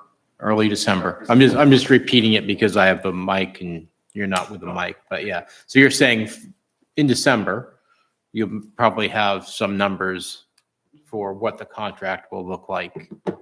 So that way the town could understand both the broadening Camden's internal organization as well as yours, what the cost will be. So we'll have the full picture. And now that I've seen Matt's number, I'm definitely broaden that. Okay. Not that the expectations are raised. Yeah. Anybody, anything else? Stephanie? So I am also very, just to be clear, I am very with this plan. As I said in the workshop, feel like we need to be a little bit more aggressive with what we're going to do with housing. I also feel we need to be a little bit more aggressive with being proactive towards how we're going to find apparatus. What kind of agreements can we come up with from now till then? I've heard some pretty interesting things going on with surrounding towns, and it would be really interesting to even go further to have something more in the budget, because I mean, we are going to have to we keep throwing the holistic approach. I mean, this is going to be a long-term budget item that is going to grow. And I think we just need to be a little bit more aggressive with how we approach it. That's my push when I'm asking about the housing and about the ambulance service, because I'm seeing the numbers. It's going to be more. Nobody's saying that, but this is the trend that we're going to. And I just feel like we just need to be realistic and with the planning. And if it needs to start with some sort of bond item coming up, if we need to, put more manpower into it, I just feel like we need to be a little bit more aggressive towards that goal instead of just going towards the personnel, which obviously is going to cost across the whole board more money, but we just need to be more aggressive with our planning, because all of these other items, I mean, if we break it up into 25%, I mean, it's a huge chunk to think about apparatus, all of the other equipment we might need, plus what are we going to do with the housing? So that is what I would say, is that I just feel like we need to be a little bit more realistic about how we're budgeting, how we're planning, and that's what I would prefer to see, a little bit more aggressiveness towards that. That's my opinion. I guess, I think I was misunderstanding you before I then. think you were. That's probably good feedback, that you want to do all of this and more. You just think we probably need to put more in upfront. Is that accurate? Yeah, I think we Okay. definitely need to have a more realistic approach on how it's going to have to happen. Because just looking at, and that's what I was trying to say in the workshop, is that just looking at personnel, that's great. But I know when the fire station was redone, the section that houses, and I'm not sure if it's even there anymore, but the workout area that was intended for the living quarters. But from my understanding, codes changed or whatever, so that's no longer a viable option to have that room be a living quarters. If there was any way that we could even have a short term, put a wall up between the entrance door right across to the other entrance door, so then you have a door and a wall separating where the fire is, to go into that room, just to have a few bunks in there as a small temporary. I mean, there's a lot of old time people around here that have talked a lot about what that building was intended for when it was rebuilt. And I mean, I haven't heard anything on that. And you're right, we didn't give direction, but I'm trying to push it because it is going to be probably the biggest line item. And you want to do it. You're not saying that, oh, really, it's going to be a lot more expensive than what you're presenting, and so that's going to ultimately be a reason to not do it. You're actually saying we should do it, and we have to do it, and we should just.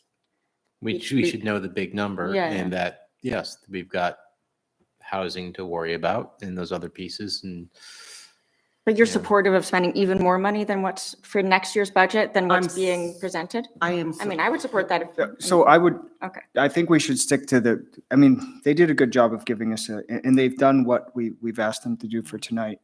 And we are not prepared to talk about, even for I'm going to suggest even for the fiscal year 2025 budget, we're not prepared to talk about everything, all of those things.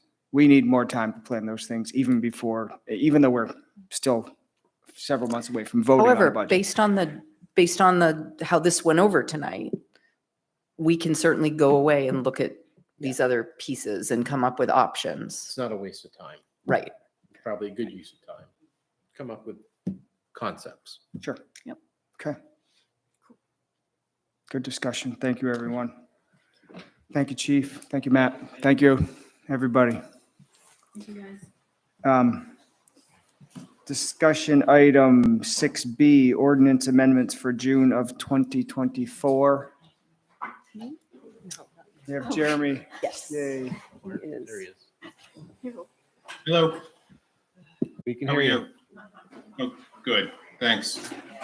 I'll try to be brief. I know that was quite a discussion. So Audra mentioned, and what I wanted to do is just give you an update on zoning amendments and things that we're working on right now currently, and what's kind of taken up our planning development time, staff time, planning board's time in preparation for June. Because as you know, it takes quite a bit of process to get to June, and we have to have hearings done and things pretty much finalized with you folks in March and April at the latest. So Audra mentioned earlier the housing rule, LD 2003. As you probably recall, voters approved a couple weeks ago 2 pieces of LD 2003 that the planning board proposed, that we came up with amendments for. There are 3 provisions to LD 2003. Those would be increased density, affordable housing, and accessory dwelling units. voters approved by a wide margin the affordable housing piece and increased density piece. We are working currently on the accessory dwelling unit piece. By state law, these rules have to be codified into our local ordinance and zoning by July 1 of 2024. So we're on track to do that. The state, this has been a long process, LD 2003, and the state extended the time out. I briefed you previously. We did apply for some grant funding to cover staff time and planning board time. So we did receive funding from the state to move these laws forward. And that's what we're working on right now for the housing rule. That should be all finalized and go to voters in June. Should have something to you folks probably in February or March would be my guess. We waited on the accessory dwelling unit piece because the planning board, and I know Chriso's on here, he's the vice chair of the board, and I think Ethan Shaw is probably on as well, the chair. We wanted to address, the planning board's been talking about for a long time, and the town has, and I kind of briefed it in my memo to you, short-term rentals and the impacts on housing availability. I know affordability is certainly an issue. Audra mentioned it earlier. Availability or affordability is definitely an issue in Camden, but availability is an issue in and of itself. So the planning board's been looking at this again for months. They've held multiple workshops on it. They briefed you folks on it in June, I think it was. That they were continuing to work on this. We are making progress. It's not an easy task, but I think we're making good progress. The board's given Shenley and I some direction, and we're crafting some ordinance language on short-term rentals. And they'll be bringing that to you. Hopefully, again, I think short-term rentals will probably be February is my hope. I just want to remind you, we did work with Granicus. They held a workshop with us, with the planning board. I had briefed you previously and told you there were about 275 unique short-term rentals in Camden. Granicus indicated there were about 450 at that time of year when they searched them. It's pretty significant. So the board is looking at it. I would encourage you folks to follow up on those workshops, encourage the community to. We're trying to get the word out. We send our agendas out to lots of people. I think about 100 or maybe 60 some odd folks get email blasts from us about the agenda items. We do recognize I think the planning board recognizes the reality of a kind of a tourist-based and vacation economy. It's been here we've been doing this a long time in Camden. And there's some unique aspects of that economy. One would be, I think, the seasonal camps on lakes. It's kind of a tradition of renting camps and things like that. So the board is looking kind of holistically at how to look at all of these different pieces. I don't know if you want any more on that. I think the board is right now trying to determine whether or not how to address this, whether they address it fully in the zoning ordinance, or is there another short-term or rental registration ordinance, which we have currently, tweak that one. Some communities like Bar Harbor have addressed short-term rentals in both a licensing ordinance and in a zoning ordinance. The board has been, I think, very thoughtful about this. They've looked at a lot of communities over the course of about 2 years. Kennebunkport, Cape Elizabeth, Rocklands, Bar Harbor. They've now looked at Bangor's. They've looked at, Belfast is starting to register short-term rentals as well. So the board, I think, has been pretty thoughtful and encouraged public comment. We've received some, and we're plugging away at it because, again, June gets here sooner than we think, and it's really March or April that we have to have something together. So, Jeremy, are you looking for comments from the board now to kind of give guidance to you and the planning board as to where we're leaning, so you don't do unnecessary work? Or? I don't think so. I mean, you can give us comments. I mean, I think the board has a unique, I mean, they don't want to, and Ethan and Chris can speak for themselves, but I think the board feels very strongly and they have a role and a function, like by the charter and by what their role is, to kind of move some of these things forward. And if we want to get together and have a workshop or get comments from you, we can do it any which way. But I do feel, Chris, I don't know if you want to chime in. Ethan seems to be not on. So Jeremy, I'm fine with that. I think the board's Okay. fine with that, with the caveat that you may present something to us after a significant amount of work Totally. that as long as you're all aware of that, that we may Totally. not agree with.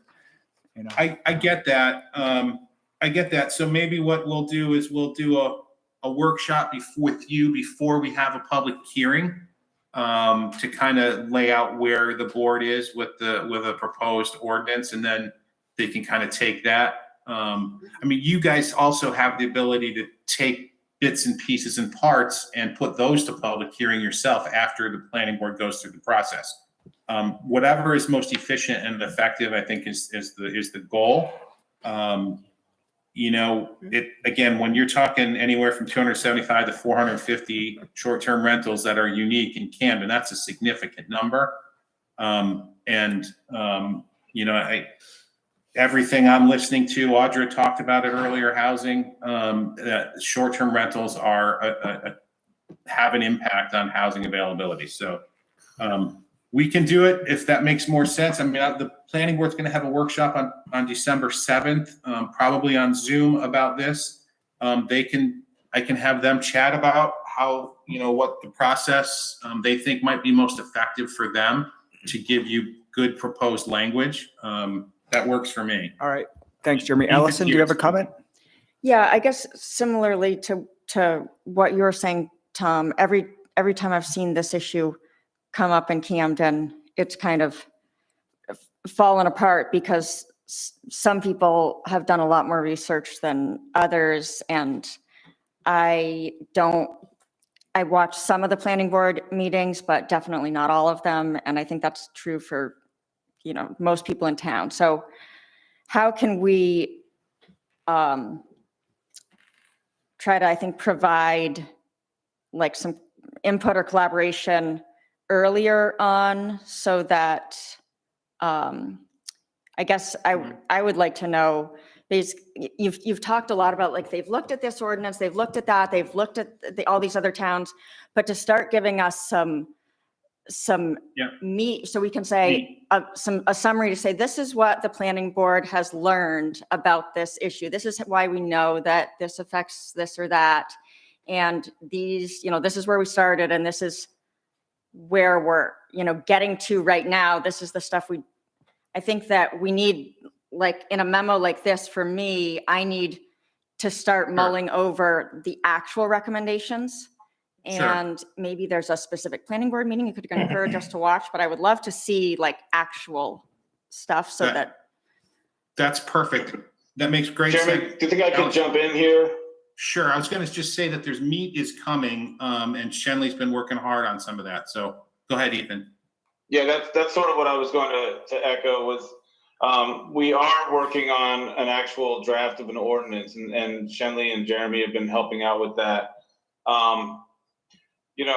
Our primary goal here is to sort of listen and learn from the community and take public comment and all of that. So we've been, opening these workshops to the public, and we do invite comments. And if you all want to attend those workshops, we welcome you to that. In the grand scheme of things, our primary focuses are on regulation, licensing, safety, and then available housing. And we really do feel that that the number of short-term rentals in town affect negatively the availability of housing, and so we are looking to limit them. That's definitely in our purview and our goal. That's a focus that we have. We're trying to do it responsibly and with respect to, again, the sort of the recognition of the tourism community, the summer camps, as Jeremy mentioned, and those sorts of things. But based on, if anybody has any questions about whether or not short-term rentals affect available housing, I mean, I think it's pretty easy. It's a Google. It's out there. There's plenty of information out there, and this is not a magic wand to fix the short-term house or the available housing issue in Camden. It's not the only thing that we need to do to work on that. And the stuff that we've seen from the state, as far as new ordinances that we've had to implement, some of them we were ahead of, and some we've had to accommodate as far as density and allowing for other accessory dwelling units and all those other things. Those are all parts of the puzzle. But we're pretty comfortable, I think, in general, with the idea that the more short-term rentals in town, less available housing. That's a pretty straightforward equation to us. So looking at responsibly sort of addressing that issue, that's what we're looking to do. And we are open, again, as I said, to the input from the community, members of the select board, and anyone else. There are, as Jeremy mentioned, numerous communities that have done this. We have followed up with those communities about what pushback they've received. Ethan, what negative. just in the interest of time, I mean, you're repeating a little bit of what Jeremy said. I think, and Chris, I'd like to hear what you have to say as well. I think we're based on what I've heard, and I obviously will take more members of the board's comments, but I think we're moving towards probably having to have a workshop with you. I've witnessed a lot of work, a lot of good work that the planning board has done, and I appreciate it. I do think that it would be beneficial to do something together because I want, if we do craft an ordinance amendment for June, I want it to be something that we collaborate on, and it's not something where in the end you do a significant amount of more work on it, and then you don't have the support of the select board for. Yeah, and I appreciate that. And, we did have a joint workshop. I'll let Crystal jump in, but I do agree that it'd be helpful to have a workshop with you all. Thank you. Yeah, no, I don't think like tonight, you guys have already had a pretty long meeting, so tonight's not the time to dive into this. To Allison's question though, I was just gonna say, going back to the materials that we gave the select board at the workshop we had last summer, that memo, those materials have a lot of that process, how we got where we are. And then I think if folks watch the workshop that we did with Granicus, the data in that presentation that they made to the planning board is really worth everyone taking the time to watch, because they really have the figures, and they also have a lot of the experience of working with communities to find solutions for this. So those would be the sort of things I would point to really sort of give some background. And I absolutely agree that I think we need to have some joint work time. Can you between the two resend groups. that, Jeremy? Like just that link that Sure.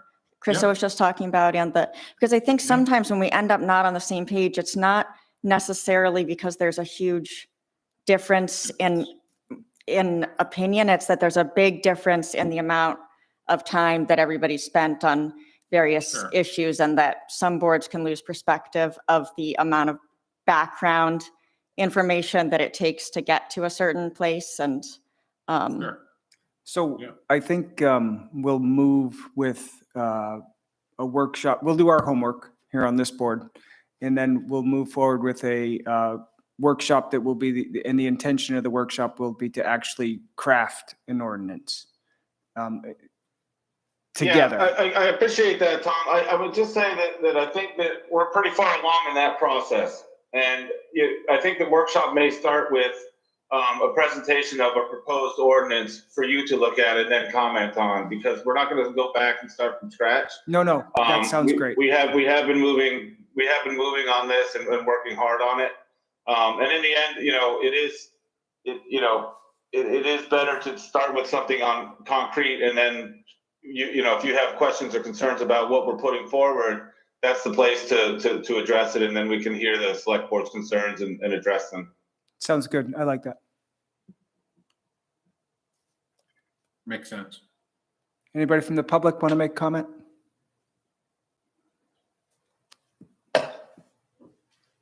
I would just want to say that I really do appreciate the planning board has really been, in some of the conversations I've heard, really making a huge effort to try to look at things through the lens of like the public interest. And that is super challenging, because usually people, a lot of the time, those that get really involved in the public hearings have a personal stake, but the just general public interest doesn't always get well represented in that public hearing process. So it's very tough, and I know not popular, and I appreciate what you guys are doing. Agreed. Thank you. Yep. Thank you. All right. Jeremy? Thanks, Ethan. Thanks, Chriso. I'll just jump right over to the peer moratorium stuff. I gave you a little brief update the last meeting. And immediately after that meeting, the following, I think Wednesday, there was a harbor committee meeting. So we got Ethan and reached out to Ethan and Josh Moore. And the planning board and the harbor committee held a joint workshop after their meeting last Wednesday. And that was, I kind of briefed, and Ethan briefed the harbor committee where things stand with the moratorium. And like I discussed with you, I am working on a memo of some sort, a document, kind of a guidance document on the pier issue. As you recall, you approved an extension to the pier moratorium in July, I think in July 28th. And that extended at 180 days. So it goes out to January. I think I counted the other day, 28th. You folks will have to make another decision on whether to extend the moratorium out. The planning board is moving forward and spoke to the harbor committee that they felt further regulation and limiting piers and other structures is appropriate. And I think to Allison's comment about the public interest, I think that's when Ethan can probably chime in if he's still here.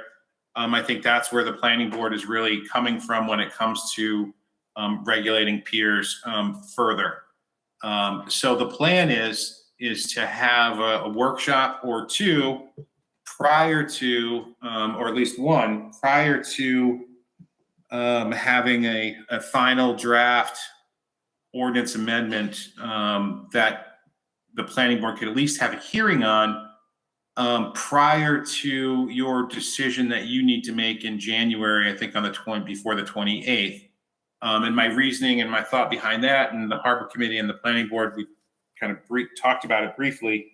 It just makes sense to have things go through that process to provide you with more information when you have to make a decision, because I think it's important to remember that when you make a decision about a moratorium that's been enacted by voters, the town is required to make substantial progress in addressing the issues identified in the moratorium.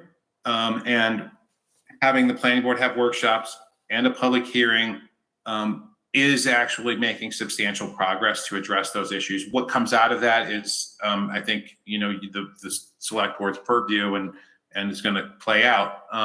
But we need to make this thing move along and make some progress, take some action. I will say I've talked to, I don't want to necessarily say, in a litigious way, but I've talked to property owners that are interested in what's going on with the moratorium. And I've talked to property owners' attorneys, and I feel like they think that we are still making substantial progress, I will say. I just want to point that out because of my explanation of where we've been and the the meetings that we've had, the group discussions, the workshops, and the vote that went to voters in November, that did tweak some of the issues identified in the moratorium, but did keep the moratorium alive for both the outer and coastal. So that's where we are. The planning board is going to have a brief workshop on this on December 7th. I have reached out to the conservation, Rebecca, from the Conservation Committee, because that was mentioned at the last select board meeting. And I did let her know of that workshop as well. And I let the Harbor Committee know as well and encourage them to participate. And I think Ethan did the same, and wants them to participate and be involved moving forward. Ethan, any comments?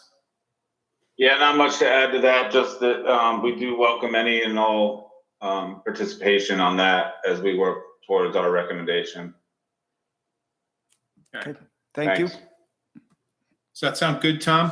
Yep. Oh, and one last one, moving over to, this is a performance standards.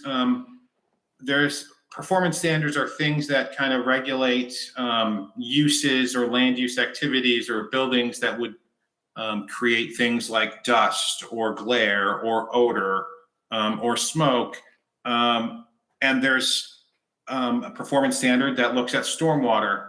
We don't have one that addresses drainage. And our office, I think everyone probably realizes with the significant storm events we're having, the change in kind of the climate and the type of events and the intensity of them and the amount of precip, we're getting a lot of complaints about drainage from one property to another.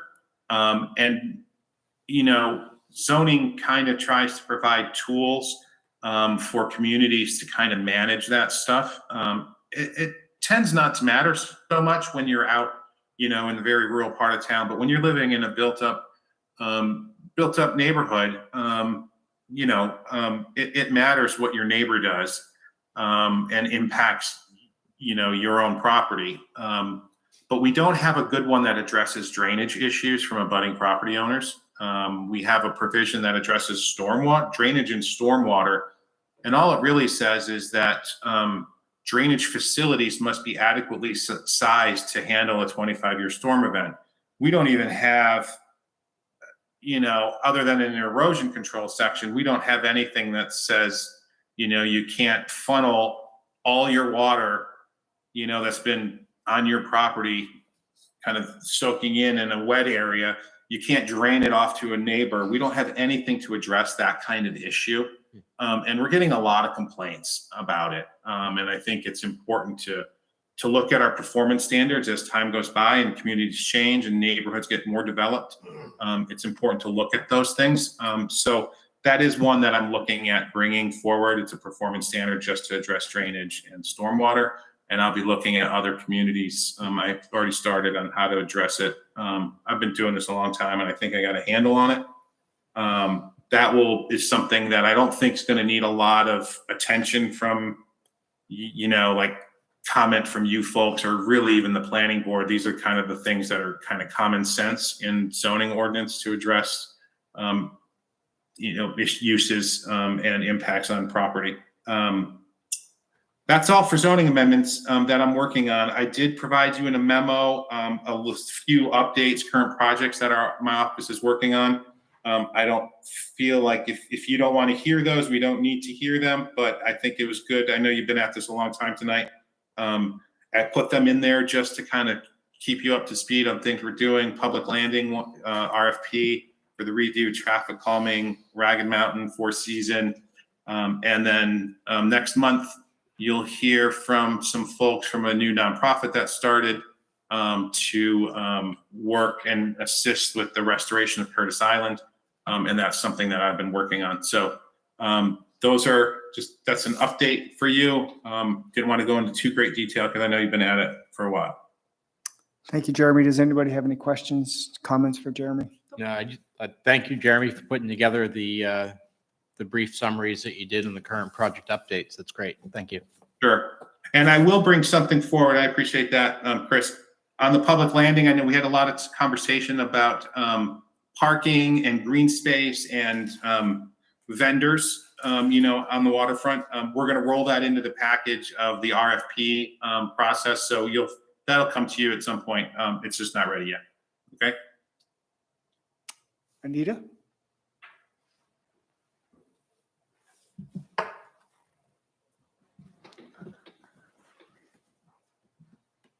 Anita Bercia Scott, Ames Terrace. Just before Jeremy disappears, I wanted to say, and Chriso, that I really do want to speak up in favor of the work that the planning board is wrestling with regard to balancing the short-term rentals and housing issues. I'm very aware of the housing issues we have in town and really appreciate that work. That's all I want to say. Thanks, Anita. Moving on to, everybody good? Yeah. Discussion item 6C, which is Elm Street sidewalk. Thank you, Dave, for bearing with us. Dave needs a plaque. Exactly. Can I name a room after him? Probably over at the garage or something, but we will. Yeah, all right. Okay, so Audra asked me to look into this for you, and I contacted Aurel Gourneau, and we actually did apply for some aid with improving the crosswalks between the section between Free Street and Quarry Hill. And we got that, and that's in the works right now. It's about 60% complete. And what that consists of is a rapid flashing beacon at, I think it's Free Street location for the crosswalk over there. And then a lot of improvements to the walking surface and the tip down areas of the crosswalks. Because if you go and walk down that section, you can see that they're all like, irregular and drainage structures in the crosswalk. It's like it's almost like they looked for the worst place to put a crosswalk that nobody else wanted, and that's where they put all the crosswalks. And they're all dangerous. None of them are up to ADA standards, and it's the worst section of sidewalk probably in the town, which is just, like I said, between Free Street and Quarry Hill. It's the last, major section of, sidewalk that we probably really should improve in the downtown. At the time, looking at it, we had so many other projects. It didn't seem like it was such a big undertaking that we kind of shied away from that one a little bit and looked at doing the crosswalks instead. But now we're catching up with things, and it probably should really be looked at. But Aurel said that we could seek additional funding through their planning program to make the project bigger, to incorporate the sections of sidewalk between the crosswalks, make it part of a larger project. But I would have to do some, I would have to apply for a grant and for funding to do that. I suggest that I could, probably work with the pathways and the people at MDOT to look at what makes sense on both sides of the road over there. Because, you really can't pick one. You don't want to give up a utility when you have two on each side. It gets complicated because people have walkways going to the sidewalks. If you have a sidewalk on each side of the road, which sidewalk do you pick? You have to kind of take one away from somebody to improve the other one. And then you got all the other associated problems with that. But it makes sense probably to have the multimodal people come down with the ADA person and look at both sides of the sidewalk, because there's a lot of obstacles and a lot of challenges. You've got the big tree and the stairs on one side, and then you've got the high elevated built up walkway that's, it's like this wide and it's this high. It's totally dangerous. It's just a bad section of sidewalk. And from an economic standpoint, if you think about what that can improve to your downtown, you really want to expand your downtown with walkability, and you're losing that whole section of that area of the downtown by not creating a walkway and connecting it to the rest of the downtown. So you really want to look at the whole thing holistically. But then you've got the the thing everybody doesn't want to talk about, and it's the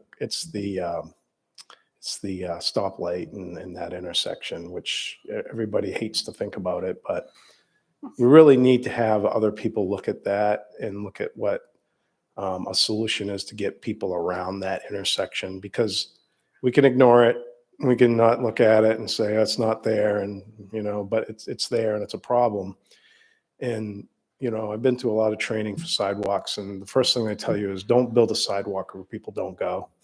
So, if you want to create a place where people can walk around and go to stop and go, don't make the sidewalk hard to get to stop and go. Make the sidewalk go where they would naturally walk.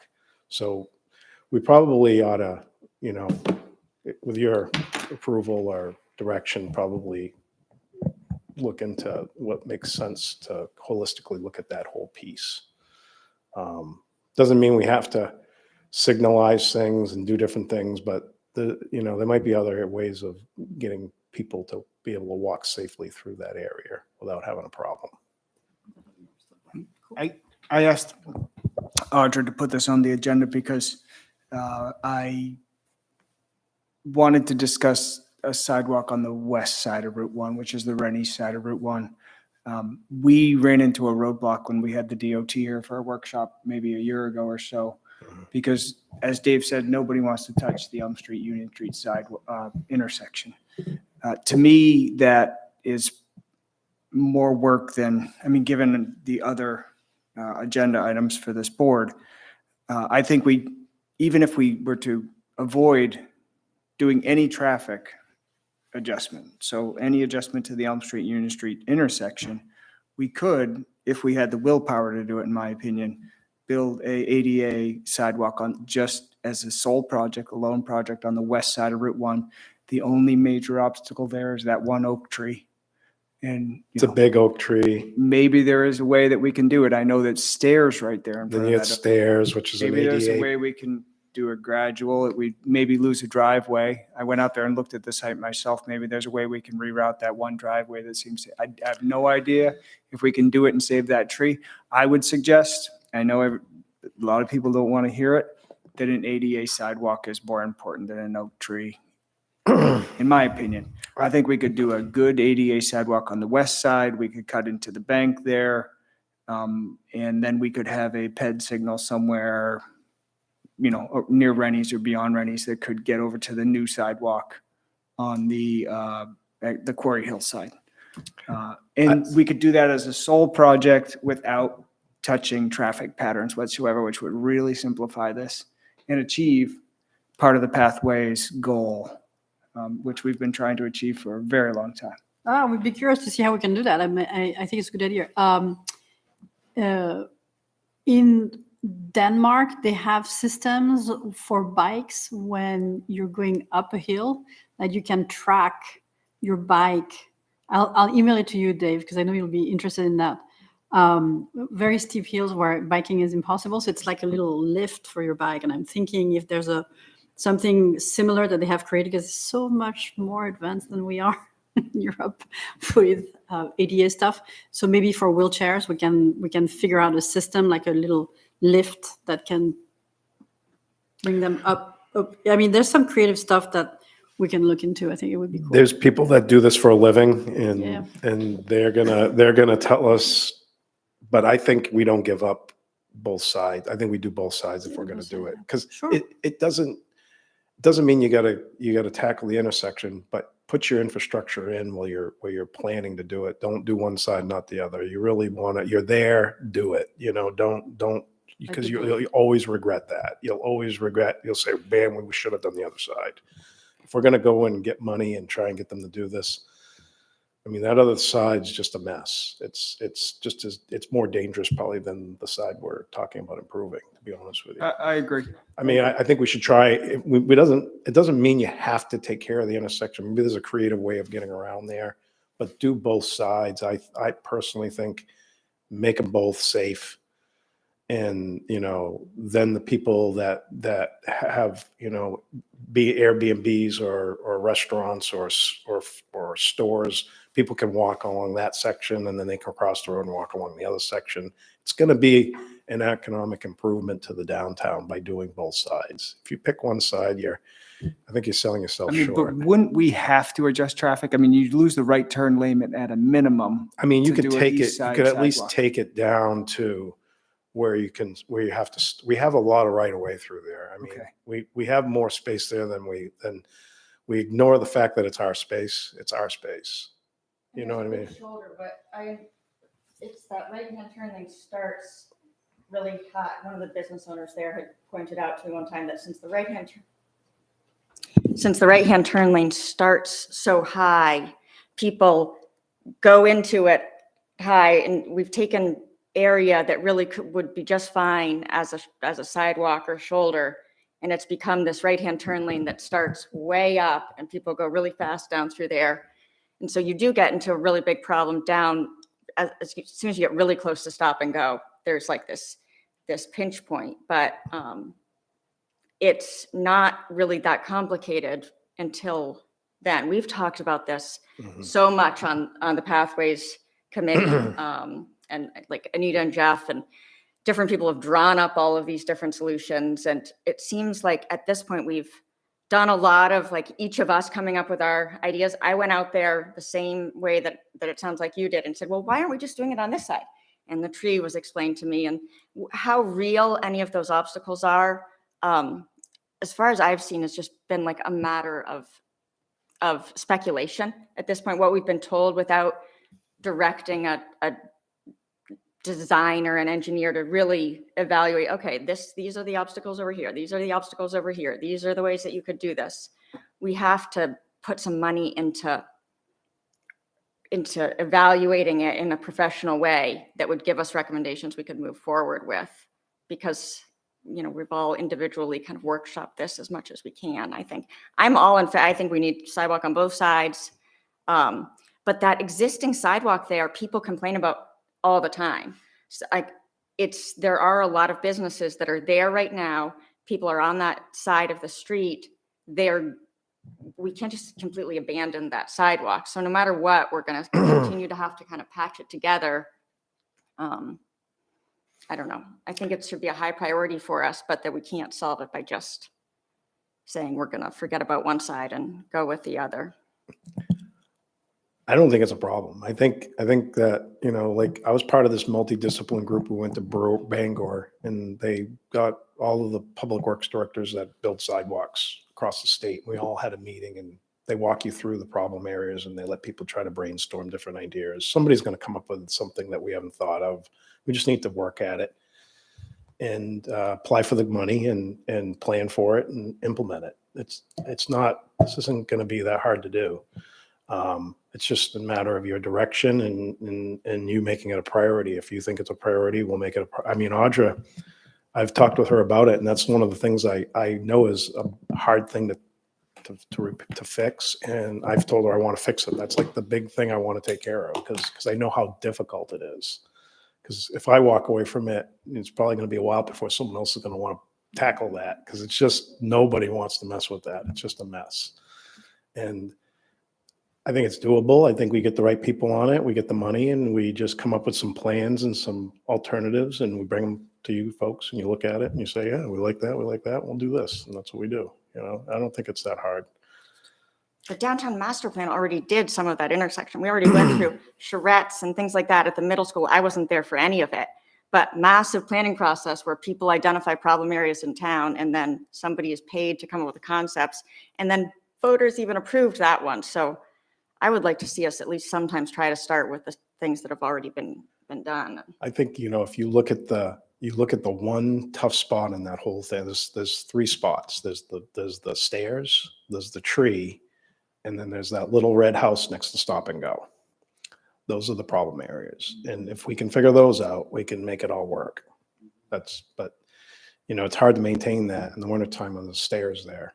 Can we do work on both sides without affecting the existing traffic pattern? Oh yeah.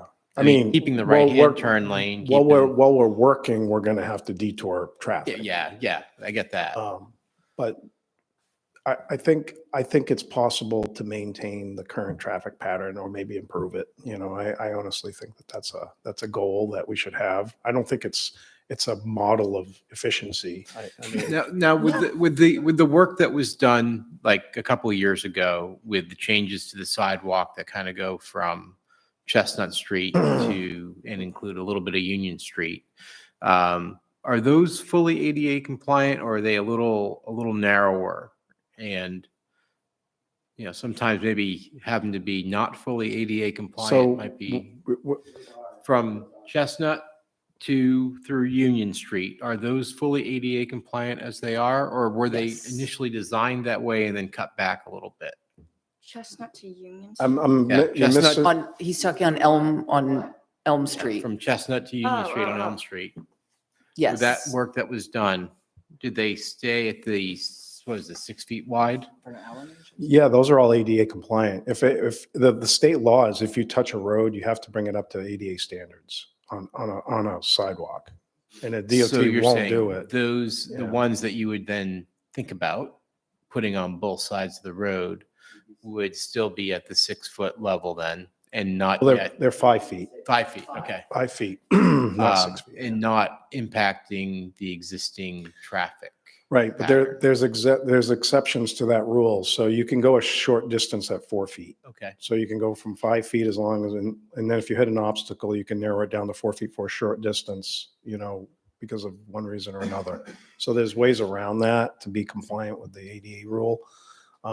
But I think it's best to let, like the traffic engineers and all those people take a look at it and get some good ideas on the table and then, start the process of maybe asking for money and then just provide you with some information and then we'll go from there. yeah, because I agree, like, as you were saying, the corner of Free Street and Elm Street, that's a little crumbly at best and Mhm. puddle.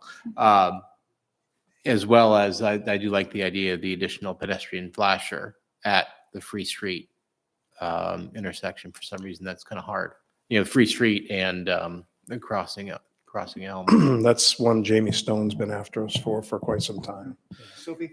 No, I was just thinking, I mean, I think it's a great idea. I'm just looking forward to seeing the plan Yeah. or the ideas and working with you, Dave. I try not to. I'm not in the workshop plan mode right now for a crosswalk. So I'm just like, No, I understand. I think it's hard to think about all right now. Let's let some people look at it and we'll look at it and get some good ideas. And if we can't do it, we can't do it, and we can, but I think we can. That's great. But we need some money in the budget to be able to, we can't just keep telling Yes, absolutely. Go ahead, Stephanie. So I was going to echo that because we just keep adding more onto your plate. We Mhm. keep adding more into the budget. We keep adding more paperwork that needs to be done. And while this is something that does need to be tackled, clearly has been tried to be tackled, I mean, our bandwidth is not unending. I mean, the infrastructure that you just took us through last night is going to keep you very busy. All of the other things that we have going on here and there and all your other small wish lists here and there. I mean, and then the community outreach that we're going to have to do because yes, we can say we're going to strong arm everybody, but I would like it to feel a little bit better than, well, Dave said we're going to do this. So we're going to do this because Dave said. I mean, it's Well, going to take more than just that. Yeah. So, I mean, That's why we have to get other people involved, I think, It's like planting a seed though, you don't expect it to all grow right off. You're Well, I just understand starting the that, process but- now. It's going to be 2-3 years before this is done. These things, I'd say 2-3 years at best. yeah, I mean, these things, all the things that we're reaping now are things that Audra and I kicked into place like 4 years ago. Sure. Yeah.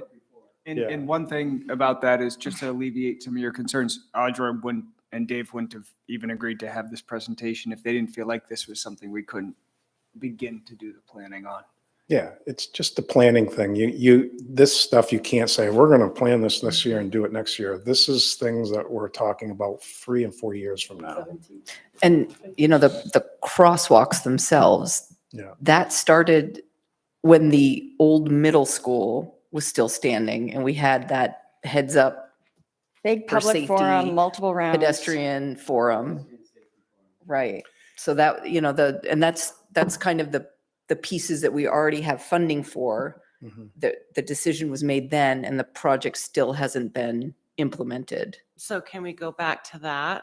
Well- Are we going to, Yeah, I mean, the answer is yes. What Orel says is we can do all of those improvements that we already talked about at the crosswalks, and then just link in the rest of the sidewalk in after. So it's not like we're giving up we have to give up something and wait. We can make an incremental improvement in the crosswalks and then start the planning process for what are we going to do with the adjoining sidewalk. I think that's the best course of action. I don't think we stop what we were going to do when we already have that in motion. Because in 2025, having a good landing and having like the flashing beacon and the different things in the crosswalks is going to be good for everybody. They're all going to be able to use the crosswalk. Then best is the enemy of better. So we're not going to try and do the best right off the bat. We're just going to make things a little better. Then we're going to plan. We're going to try and make it a little better. And every time you do that, you look back and, oh my God, we got all this done. If you just look at it all at once, you'll never be able to do it. Jeff?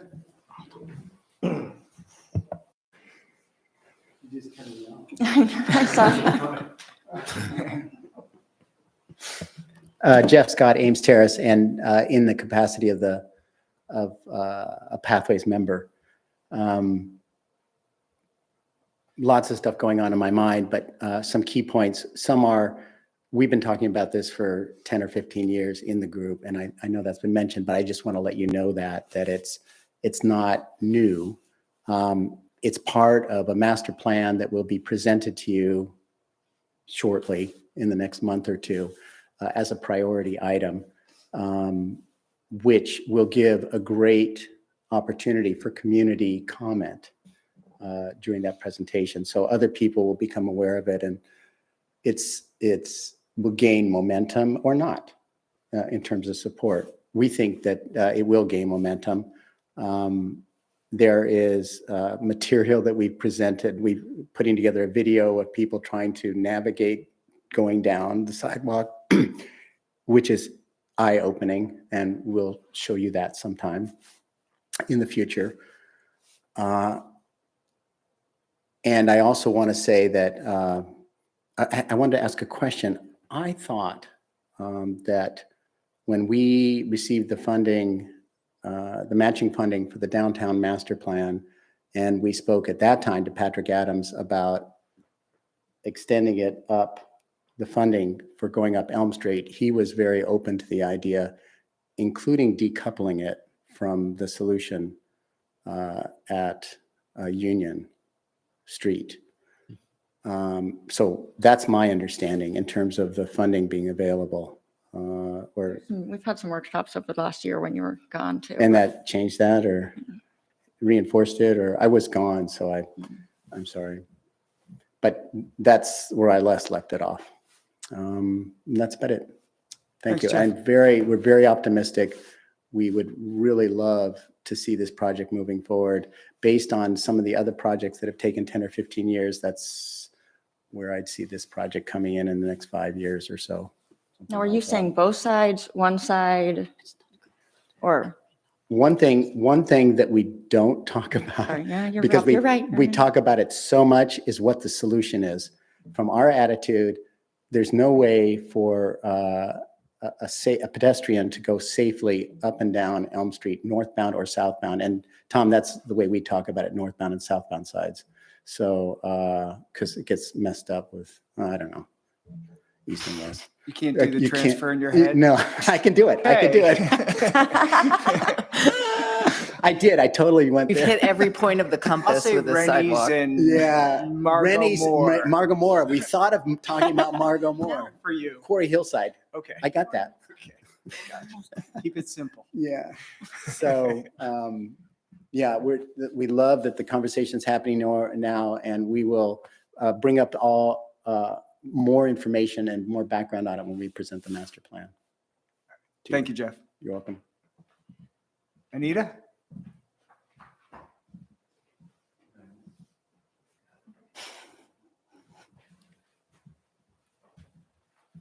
Anita Borussia Scott. I'm also on the Pathways Committee, and just to clarify a little more clear, this particular pedestrian safety issue on Elm Street is our highest priority from the Pathways Committee. It's our top priority because you can't get in a wheelchair from the Stop and Go to Rennie's. And that is part of downtown. I think we consider Rennie's Plaza part of downtown. So this is a real problem. Now, I really appreciate Allison's suggestion of getting professional planners in, really good planners. Now, we did have the DOT come in and talk about traffic flow with different possible solutions at the intersection. And we feel that the flow of cars is one element, but not the most important element and not the only element that we need to consider when we're talking about transportation in that area. Transportation does include, especially downtown, does include walking, biking, wheelchairs, mobility scooters. And it's the wheelchairs, mobility scooters that are really suffering on either side of that road. It's a real shame. We just talked to somebody who makes regular bus trips to Camden and who was over the moon about the new sidewalk enabling him to get from the bus drop-off into town. Just over the moon about it. Couldn't believe it. I also appreciate Dave's suggestion that there could be ideas that we haven't thought of. And I think they're out there. I've got lots of them. In fact, around the oak tree, this is something for you to consider. You'll hate it, but maybe if you think about it, you won't hate it so much. We need to slow traffic down that's going through that particular section. It's real close to town. It's been coming on a virtual highway up Route 1, and then we get to town, we need to tame the traffic. That blinking pedestrian is one thing. What about a bump out? What about actually not having a straight curb all the way to Rennie's from the church? What about if there's a sort of a bump out, and that bump out happens to be where the oak tree is? And that will bring your mobility scooter around the oak tree without cutting it down. So I think there are ideas out there, and I think professionals can help us. And I really strongly encourage you to think seriously about things beyond the speed that cars drive through and whether they're unhindered as they travel on the road, because that's not the highest priority in this area. Thank you. Thanks, Anita.